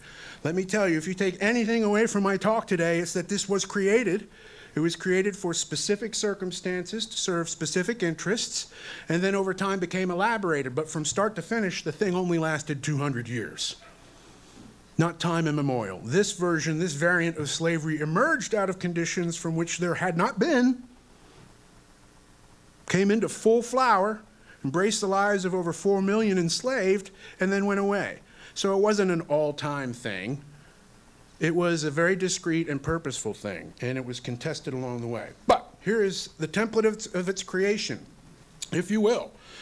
These are all acts of the Virginia Assembly beginning in 1639. The Assembly specifically excludes blacks from the requirement of possessing arms. See, in order to fight the Native Americans, every able-bodied male should have arms, except you guys, right?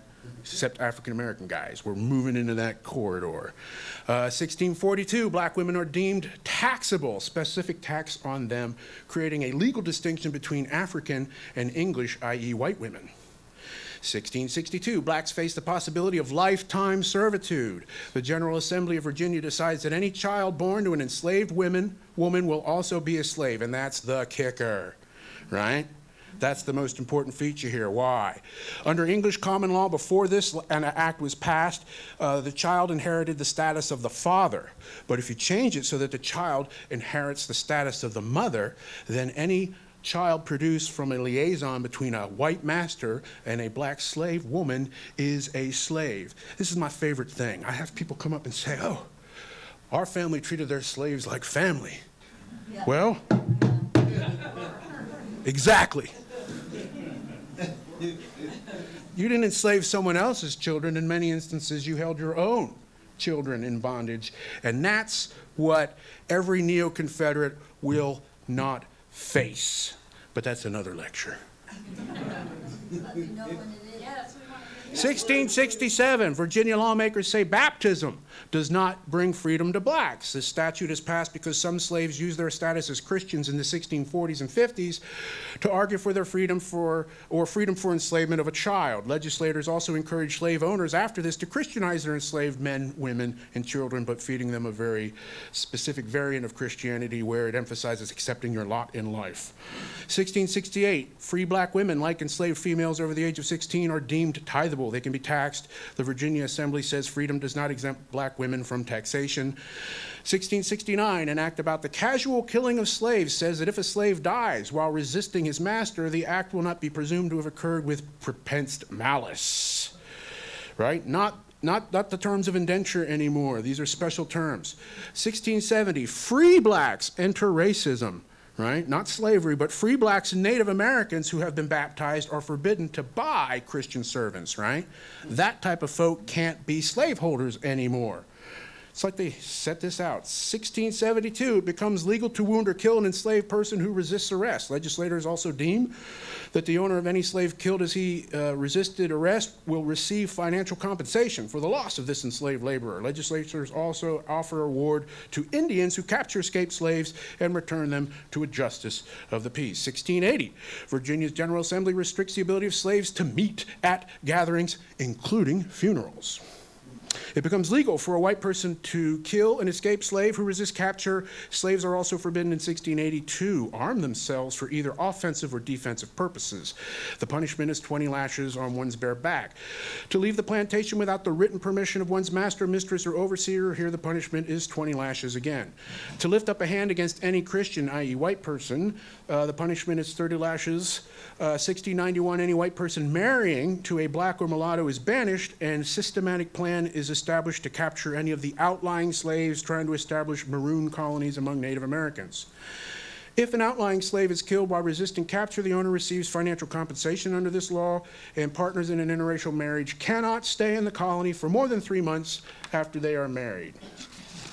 Finally, 1692, slaves are denied the right to jury trial for capital offenses. A minimum of 4 justices of the peace hear the evidence and determine the fate of the accused. Legislators also decide that enslaved individuals are not permitted to own horses, cattle, and hogs after December 31st of that year. So we have on the historical record the creation of slavery. Did God do this? No. The Virginia House of Burgesses did this. Faux show. Okay, so now, the Commonwealth of Virginia, if it stood alone, would probably just be that. But it's mother to the law in other parts of the British North America. Hang on here. Massachusetts, Pennsylvania, New York, and the Carolinas allow slavery and adopt many of the white supremacy laws in the 1600s and 1700s. We're going to come back to that. In Virginia, the number of enslaved African Americans went from 16,000 in 1700 to 210,000 in 1775, the first year of the American Revolution.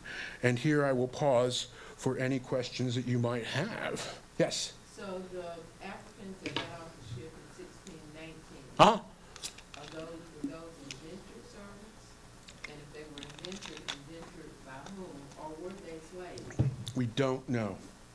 The answer is they're before it became one or the other. They were brought, oh, yeah. In 1619 is the first recorded depositing or arrival in Jamestown of African-American laborers.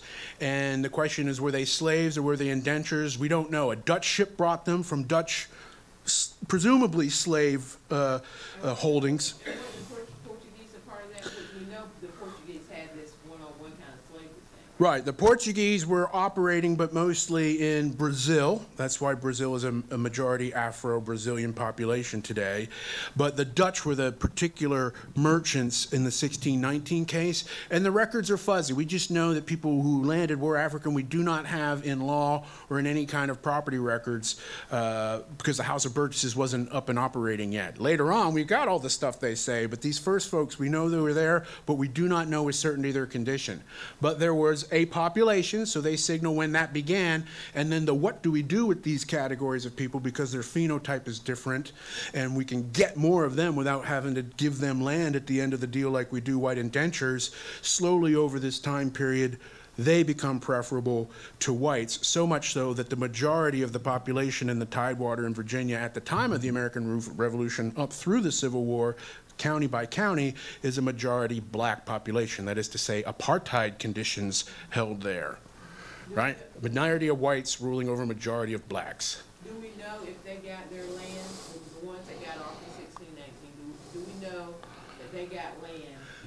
Some African landholders were found, so presumably they're traced back to those 1619 folks or folks thereabouts. It's around 1650 that we get better records. So you have basically a generation of, we'll call it flux or uncertainty.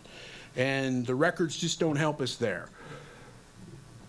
Voller, and then up here. So given what was going on with the Virginia House of Burgesses, what was happening with the Spanish colonies at the time, like in Mexico or the western part, and what was happening in England when you're saying, English common law applies to anywhere that England would have land. So in the mother country, what was their reaction to this? Well, over time, and the next section I'll maybe be able to deal with this more directly, it was an anomaly. You may have a person who would bring a slave back to the mother country, but nobody tried to either institute the enslavement of people in England, except arguably the Irish. They were held under more serf-like conditions, but not as slaves, right? Not with all that entailed.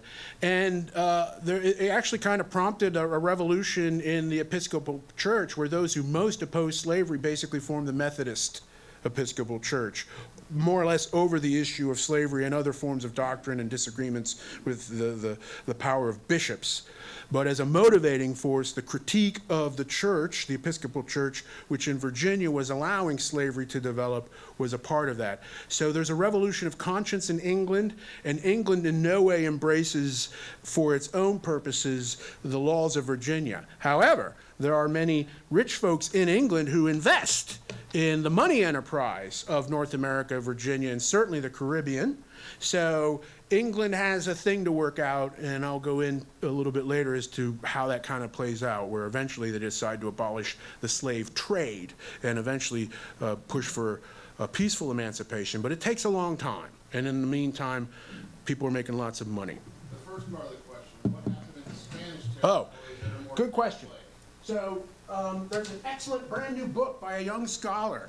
When I say young, I mean like 2 generations younger than me, who kind of gets it. It's like I had a really smart student who went out and wrote a better book than I could. So I'm very happy to endorse to you something called American Founders, Christina Proenza-Coles, and she was interviewed on The State of Things, I believe last Friday by Frank Stasio, and I'm going to give this copy to the library so folks can get to it, where she looks at slavery as it develops in the Americas broadly, and she goes right into how those maroon communities and how Spanish law shifted from slavery, although in some places they allowed it, but eventually it just kind of, they had something called the encomienda system, where both Native Americans, mostly Native Americans, were tied to the land, and where they were kind of treated as if they were slaves, but they were bound more in debt peonage too. So she goes into how that happens, but how people of color get bound up in that both as landowners and both as people trapped in the labor system, but then also people who come around to liberate and to fight against those unjust systems and found republics and republicanism in the South is covered here, even as she gives you the story of what's happening and what will become the United States that I'm giving you today. So this is an excellent book because it not only talks about the United States in the context of the New World, but it also gives good details of the United States specifically. I highly recommend it. And it's for a general audience too. In her notes, she'll send you to any kind of other readings if there's a subtopic that you're especially interested in. Your question. The Africans who were brought here, I think it came involuntarily.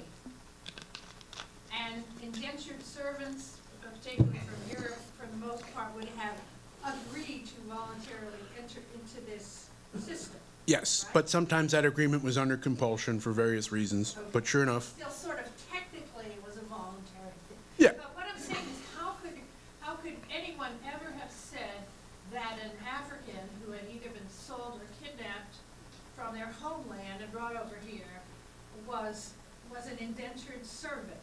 I mean, was there the idea that we're going to take you guys, but we're going to let you go after you work off a certain period of time here? I mean, it makes no sense to me. It seems to me that they were slaves from the very beginning because it was involuntary. Well, you have a theory, and you have a well-reasoned theory from initial causes, but we don't have any record to either confirm or deny your analysis. And so I would say, in the absence of firm evidence one way or the other, that we'll take your explanation as the strongest, but we honestly don't know. The other things we can back with evidence, where we got specific names, specific court cases where so-and-so came in as an indentured servant, ran away from his master with 2 white guys, they get 7 years pinned onto their indenture, and then they'll be free again. He gets it for life. Bada bing, bada bang. You got racism and slavery in one move. Well, I appreciate why some people will need to have that kind of proof and everything, but it just drives me crazy when people arguing, trying to minimize slavery will say these kinds of things, and they will compare indentured Irish servants to black people who were kidnapped from Africa and say, oh, this was identical. Irish people were slaves too. Well, no. I mean, you can say, well, you are wrong, Mr. Hannity, and as an Irishman, I'd expect you to know better, that in fact, under the law, you have all these specific protections that a slave, by the end of all these laws that Virginia wrote, does not. And so that makes all the difference, especially the lifetime of servitude part. And the polite word that even Abraham Lincoln will use, and just because he's tired of using the word slave, is bondsman. But that's a misnomer by this time when we're talking at the American Revolution. These folks don't really have a bond, right? That's the you and me thing. It's an agreement, and it might be permanent, but it's a bond, and it has rules. Slavery, you become property. It's chattel slavery that the Virginians invent in the English system, right? In the back there. Yeah, so from the Jamestown historical website. Oh, my God. Yeah. Facts. Also about, yeah, a little bit of that. They actually discussed that the source of the Africans that arrived in Jamestown Yes. were stolen from a slaver ship that was headed to a Spanish colony. And so, in fact, they were slaves because when they arrived, they were bought. Okay, so we're talking about stolen goods, if you will. But you can steal goods and liberate them. In fact, Frederick Douglass will steal himself. When those 20-odd In 1619. individuals of African descent arrived, they were bought by someone. Okay. I think that means that they were enslaved. All right, well, that answers the question. We have evidence from the website that says they were stolen and purchased. They were more or less On your website, so you can find it. fenced. They were fenced, if you will. With all these inventions that were going on, Uh-huh. who coined the term white supremacy and how did they justify that? Well, white supremacy comes later as a description of how do we put all this stuff into a reasonable, coherent basket and identify a theme in American history. So it's a storm of historical and social analysis. When it was invented, I would give it to Frederick Douglass, but surely someone had it before him, but he definitely calls it out. Right? So if you need to go back and find, as you know, defined by Frederick Douglass, others may have used it before him, but by God, he had it in his hand well and true, and he wielded it with both hands like a claymore. Whack, whack, whack. Here it is, here it isn't. This is the consequence. He was well beyond criticizing slavery. He has a clairvoyance and a vision that when you read his stuff from the 1880s and before, it's like, yeah, he knew exactly what was going on, and he knew how it was going to go on through Reconstruction. So I want to check my time. Is the speaker who follows me here? I don't want to delay. Mr. Smallwood? Okay, so I don't want to trench on your time, but I will want to try to wrap up this question of abolitionism and what happened to my, oh, okay. So, picking up about the time of the American Revolution, where the white Americans are saying, we're going to break away from the monarchy in Great Britain to assert our rights. And in doing so, create this new notion of what freedom is, and how government needs to work, and how society needs to be ordered. And so, they have the Enlightenment values that are being, pressed by Thomas Paine and Thomas Jefferson. And in the North, that is to say the middle colonies and above, the flow of indentured servants and freeholders from Britain and Northern Europe grows, so that New York, Pennsylvania, New Jersey, through the Revolution and Independence, there's a debate about the rights of man that begins to include a criticism of chattel slavery. And white people, in terms of defining their position against the King of England, saying we don't want him to make us into what? Slaves. So even the conception of American independence, a political independence, is being echoed in this house of mirrors in the 13 colonies where race and inequality are kind of bound together, and it's even in the language of the Declaration of Independence and certainly Thomas Paine's writings. I make sure my students understand that they read the draft of the Declaration of Independence initially presented by Jefferson and the subcommittee to make the Declaration, where one of the crimes, they list all these 36 crimes of the Crown that justify breaking with the Crown. One of them is the enslavement of Africans and bringing them to the Americas as the slaves. And Jefferson's trying to come to terms with his own participation and the long-term consequences of this. But South Carolina basically says, you got to take that out, otherwise we aren't going to go along with this independence thing altogether. And so they strike it. But it shows you that it was contested. It was understood as a problem all along. That's the other thing. Folks will come up and say, well, that's just the way it was. Nobody questioned it. Hell no. People questioned it a lot, even to the point of almost breaking the compact by which the United States itself was formed. So northern states, as they mature, they begin to pursue laws of manumission. Pennsylvania is the first, even before this time, where they outlaw the importation of slaves. You can keep the slaves you have until they die, but then you can't get any more. And anybody born a slave has to be manumitted by the time they're 35, things like that.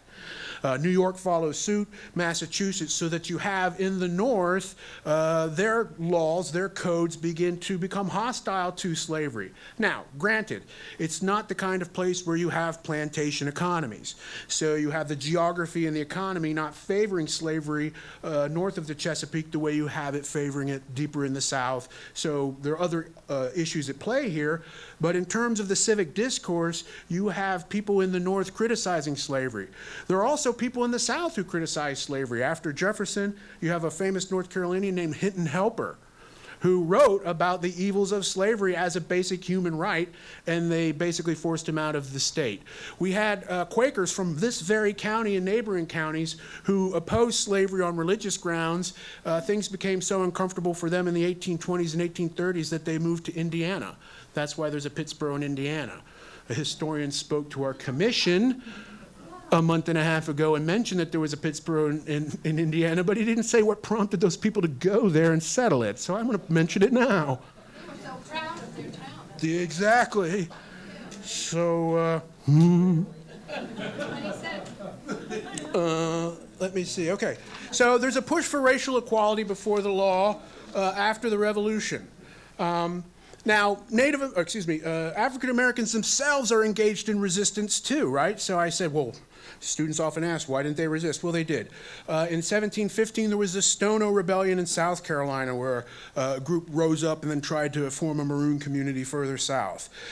Gabriel Prosser, Denmark Vesey, Nat Turner, all companies of Georgian runaways would rise up and try to assert their rights for freedom.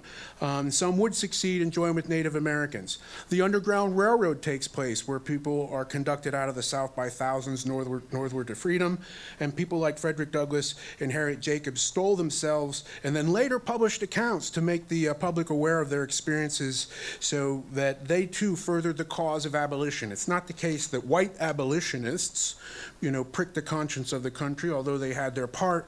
You have this assertion for freedom among the enslaved themselves as they reach for it. But in the main, the story after the American Revolution is the expansion of slavery into Alabama, Mississippi, Louisiana, Arkansas, Texas, and Missouri. The hundreds of thousands of slaves in the 1700s grows to millions of slaves in the 1800s. This is what Lincoln and his generation is witnessing. It's not dying on the vine. Slavery isn't going into extinction. You would often hear that explanation in the world, too. It used to be popular about 100 years ago, but there was no demographic evidence that that was happening. Conditions grew more regulated because plantations got bigger and therefore often more harsh in terms of keeping control of what was essentially a prison population. The separation of families was inherent in this process of geographical spread and social control. And the control of the lives of the free African Americans in these areas usually grew with each meeting of the state legislatures. Upon secession, North Carolina, and I know this because I digitized all the statutes of the state of North Carolina back in grad school, they passed a law saying every free black had to leave North Carolina or go to the nearest white person and voluntarily enslave themselves. To the best of my knowledge, nobody did the latter. 1861. 1861, this is after that great secession, which was no way involved slavery. I'm being facetious on that. So the enslaved population of the United States had grown to 4 million by 1859. Tidewater, Virginia was the source market for slaves destined to go west. Many traveled via the Ohio and Mississippi rivers. One man born in Kentucky saw the shackled and was profoundly altered by the sight. Opposition to the expansion of slavery led to the creation of the Republican Party and the rise of Abraham Lincoln. By the 1850s, the political question of slavery dominated the national existence. The Kansas-Nebraska Act led to open conflict in the prairies. Enforcement of the Fugitive Slave Act led to violence in northern cities. The Dred Scott decision attempted to found permanent racial inequality in national law. And John Brown's abolitionist raid into Virginia in 1859 rang the bell of sectional crisis.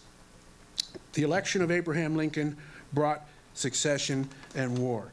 And because I don't want to go too far into Dell's time, I just want to settle this question, as I do whenever I teach U.S. history. When I would teach it, I would always ask students, true or false, the Civil War is about slavery? And almost invariably, I would get a majority that say it was false. And I would say, well, what was it about? And they would say states' rights. And I would say, great, which ones? And they would sometimes fumble around and come up with tariffs. And I said, tariffs, okay, that's possible. That's a federal responsibility, but, southern states, sure enough, did not like the tariffs on goods that they were paying for. But I asked them honestly, is anyone going to stick a bayonet in someone else's belly over tariffs? Right? The world's bad. It's not that bad. So, I turn to primary documents, right? Sources from the time. It's like, okay, you and I can disagree about what the causes of the Civil War was, but let's go back to someone who might have better perspective on it, a heavier responsibility, and a more intimacy with the topic. So I'm choosing to go to Lincoln's second inaugural, which is carved in marble in Washington. I invite all to read it and read it and read it. So he says, in 1861, looking back, so he's been reelected. The war is in its third year. While the inaugural address was being delivered from this place in 1861, devoted altogether to saving the Union without war, insurgent agents were in the city seeking to destroy it without war, seeking to dissolve the Union and divide effects by negotiation. Both parties deprecated war, but one of them would rather make war rather than let the nation survive, and the other would accept war rather than let it perish. And the war came. And then I give the students a description of all the nasty stuff that happens. Then I come back to Lincoln. 1/8 of the whole population were colored slaves, not distributed generally over the Union, but localized in the southern part of it. These slaves constituted a peculiar and powerful interest. Says Lincoln, all knew that this interest was somehow the cause of the war. To strengthen, perpetuate, and extend this interest was the object for which the insurgents would rend the Union even by war, while the government claimed no right to do more than to restrict the territorial enlargement of it. Neither party expected for the war the magnitude or the duration which it has already attained. Neither anticipated that the cause of the conflict might cease with or even before the conflict itself should cease. Each looked for an easier triumph and a result less fundamental and astounding. Both read the same Bible and pray to the same God, and each invokes his aid against the other. It may seem strange that any man should dare to ask a just God's assistance in wringing their bread from the sweat of other men's faces, but let us judge not that we be not judged. The prayers of both could not be answered. That of neither has been answered fully. The Almighty has his own purposes.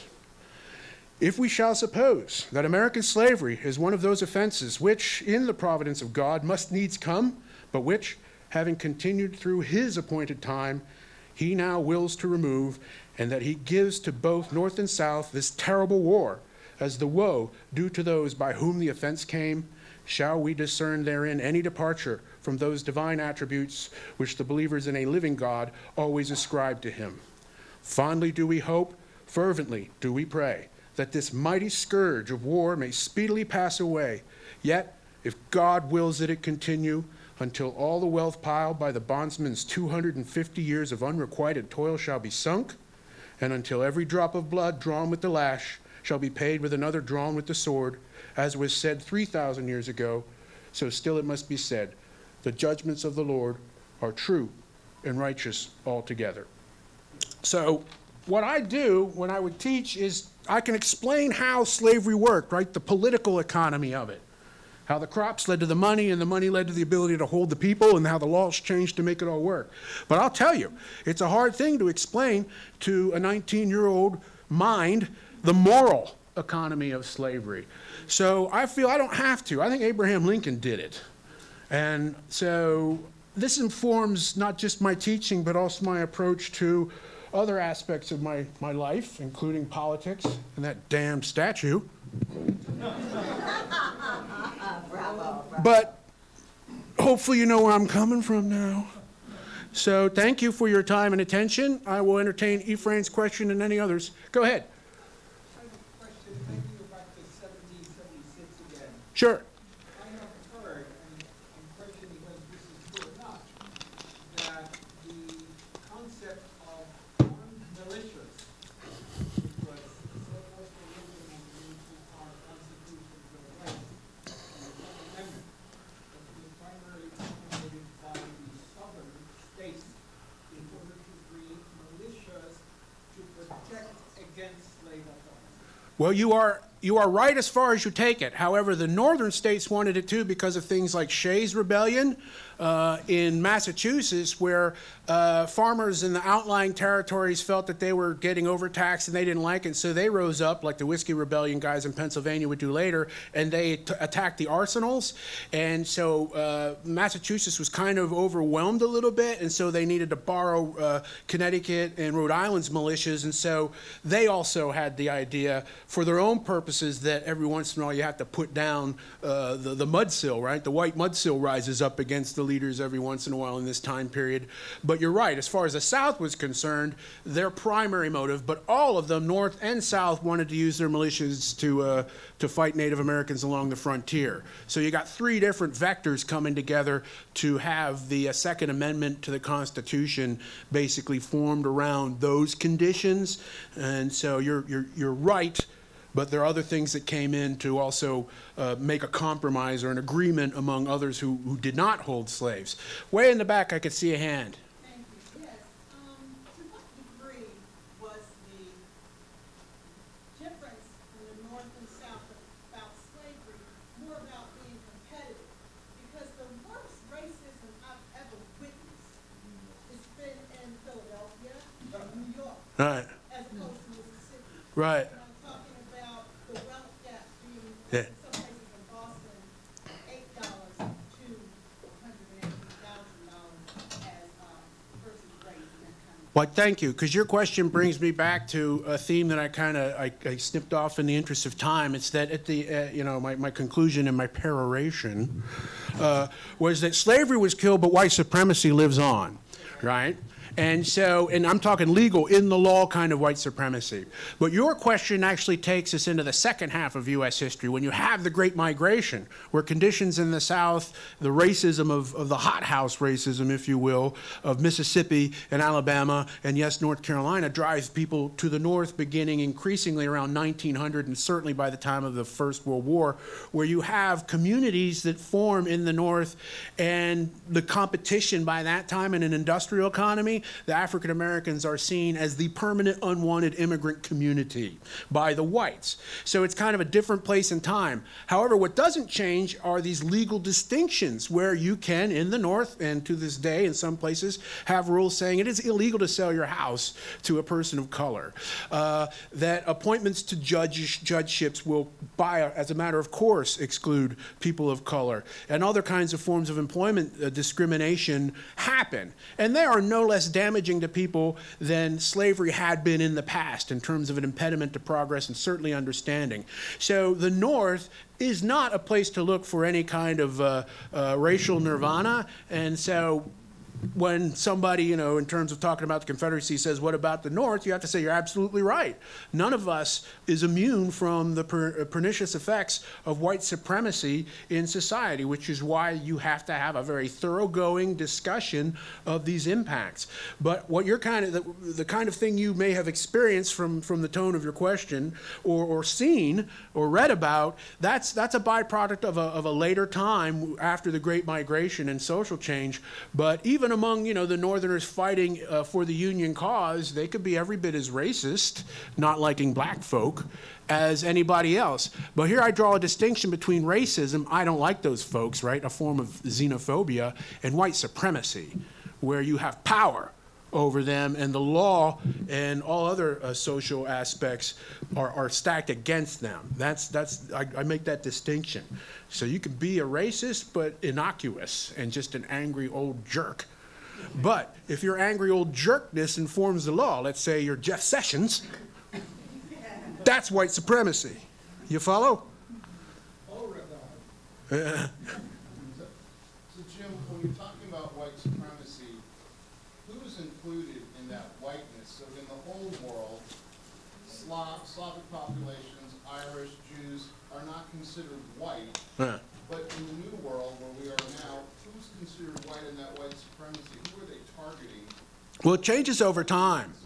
It changes over time. For example, in 1897, when African Americans are being lynched in what we call the Jim Crow era, Italians are also being lynched. And they are treated as non-whites, and they have to, in Louisiana and New Orleans, for example, abide by the codes as if they were, blacks. And but the difference is, though, the Italian government sues the United States government and actually gets reparations paid for, I want to say, about a dozen, and these are formal reparations between one government and another. So they are capital R, signed and lawyered reparations for those folks who were thus murdered in 1897. And yes, it's true that among the Anglo-Saxons, yes, of the North, especially before the Civil War and during the Civil War, Irish Gaelic people were not embraced as racial brothers. But over time that changes, and so today you kind of have a more homogenized whites where you can have anyone from Dinesh D'Souza, an Indian with a Portuguese name, basically writing things that I think are supportive or at least defensive of this larger combination of white supremacy. So it gets fuzzier as you go along, you know.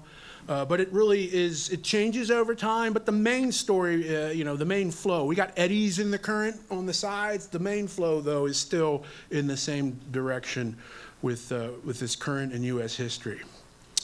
And? Just saying, hey? Okay. All right, so I got to wrap it up, and I'm sorry if I went over my allotted time, but they were great questions, and I appreciate it. Thank you. Thank you for inviting me. And I'll write that check for you. So now you know why he's my favorite commissioner, right? He gets it. He gets it. So I hope that some of you were here for the first lecture. So now you have a picture in your mind is that Africans were an advanced civilization that got taken down and put into this situation, and more or less conspired against, and are still conspired against. However, this Juneteenth is also about African resilience. So I'm going to bring a young lady up here. Monica, are you here? Okay, so Monica, this is our answer to all of this stuff that has happened to us. This is Monica Hadley, young people.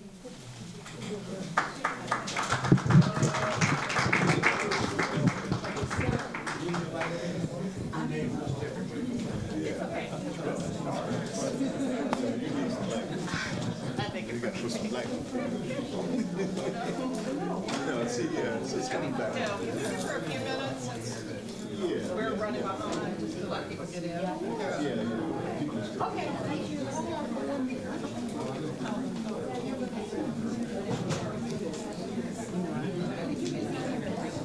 No, I just got back.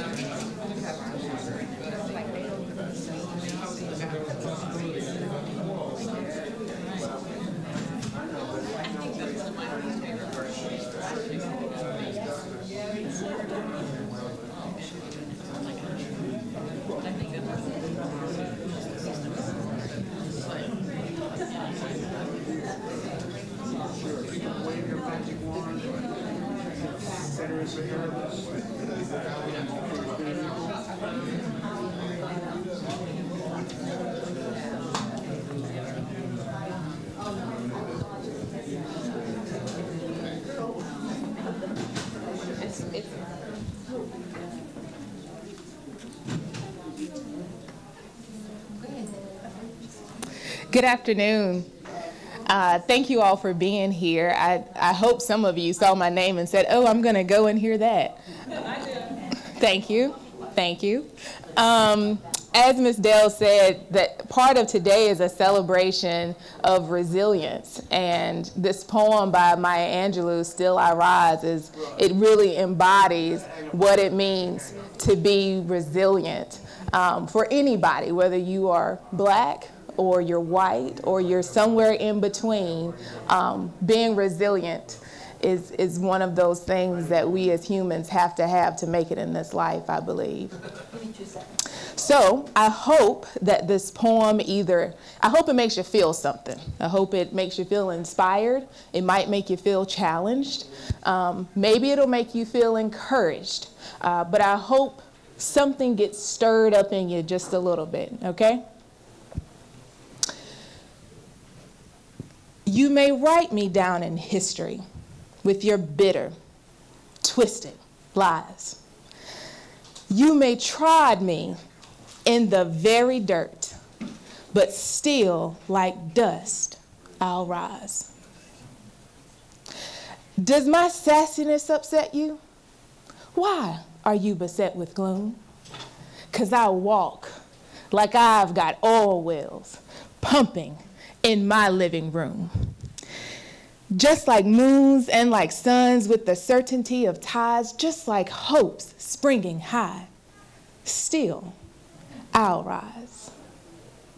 Did you want to see me broken? Bowed head and lowered eyes, shoulders falling down like teardrops, weakened by my soulful cries? Does my hardiness offend you? Don't you take it awful hard, 'cause I laugh. I laugh like I've got gold mines digging in my own backyard. You may shoot me with your words. You may cut me with your eyes. You may kill me with your hatefulness, but still, like air, I'll rise. Does my sexiness upset you? Does it come as a surprise that I dance like I've got diamonds at the meeting of my thighs? Out of the huts of history's shame, I rise. Up from a past that's rooted in pain, I rise. I'm a black ocean leaping and wide, welling and swelling, I bear in the tide. Leaving behind nights of terror and fear, I rise. Into a daybreak that's wondrously clear, I rise. Bringing the gifts that my ancestors gave. I am the dream and the hope of the slave. I rise, I rise, I rise. Thank you.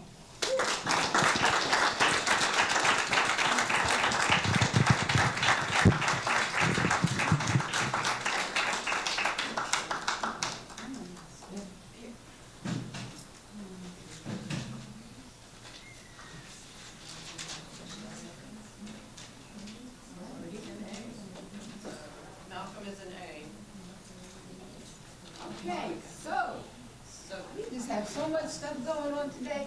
So you know lunch is going on. If you haven't gotten anything to eat, please grab something. And we are going to go to Hall A for some more poetry from Malcolm Henry. And then we have storytelling. And then we'll have our next lecture around, I'm thinking 4 o'clock. Okay, so Hall A. It's where you want to go, unless you want to go.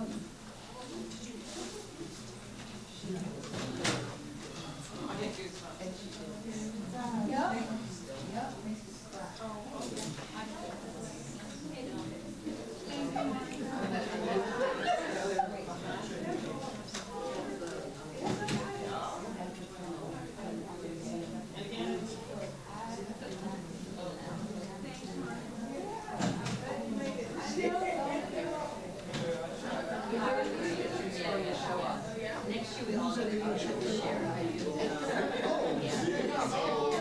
La-di-da.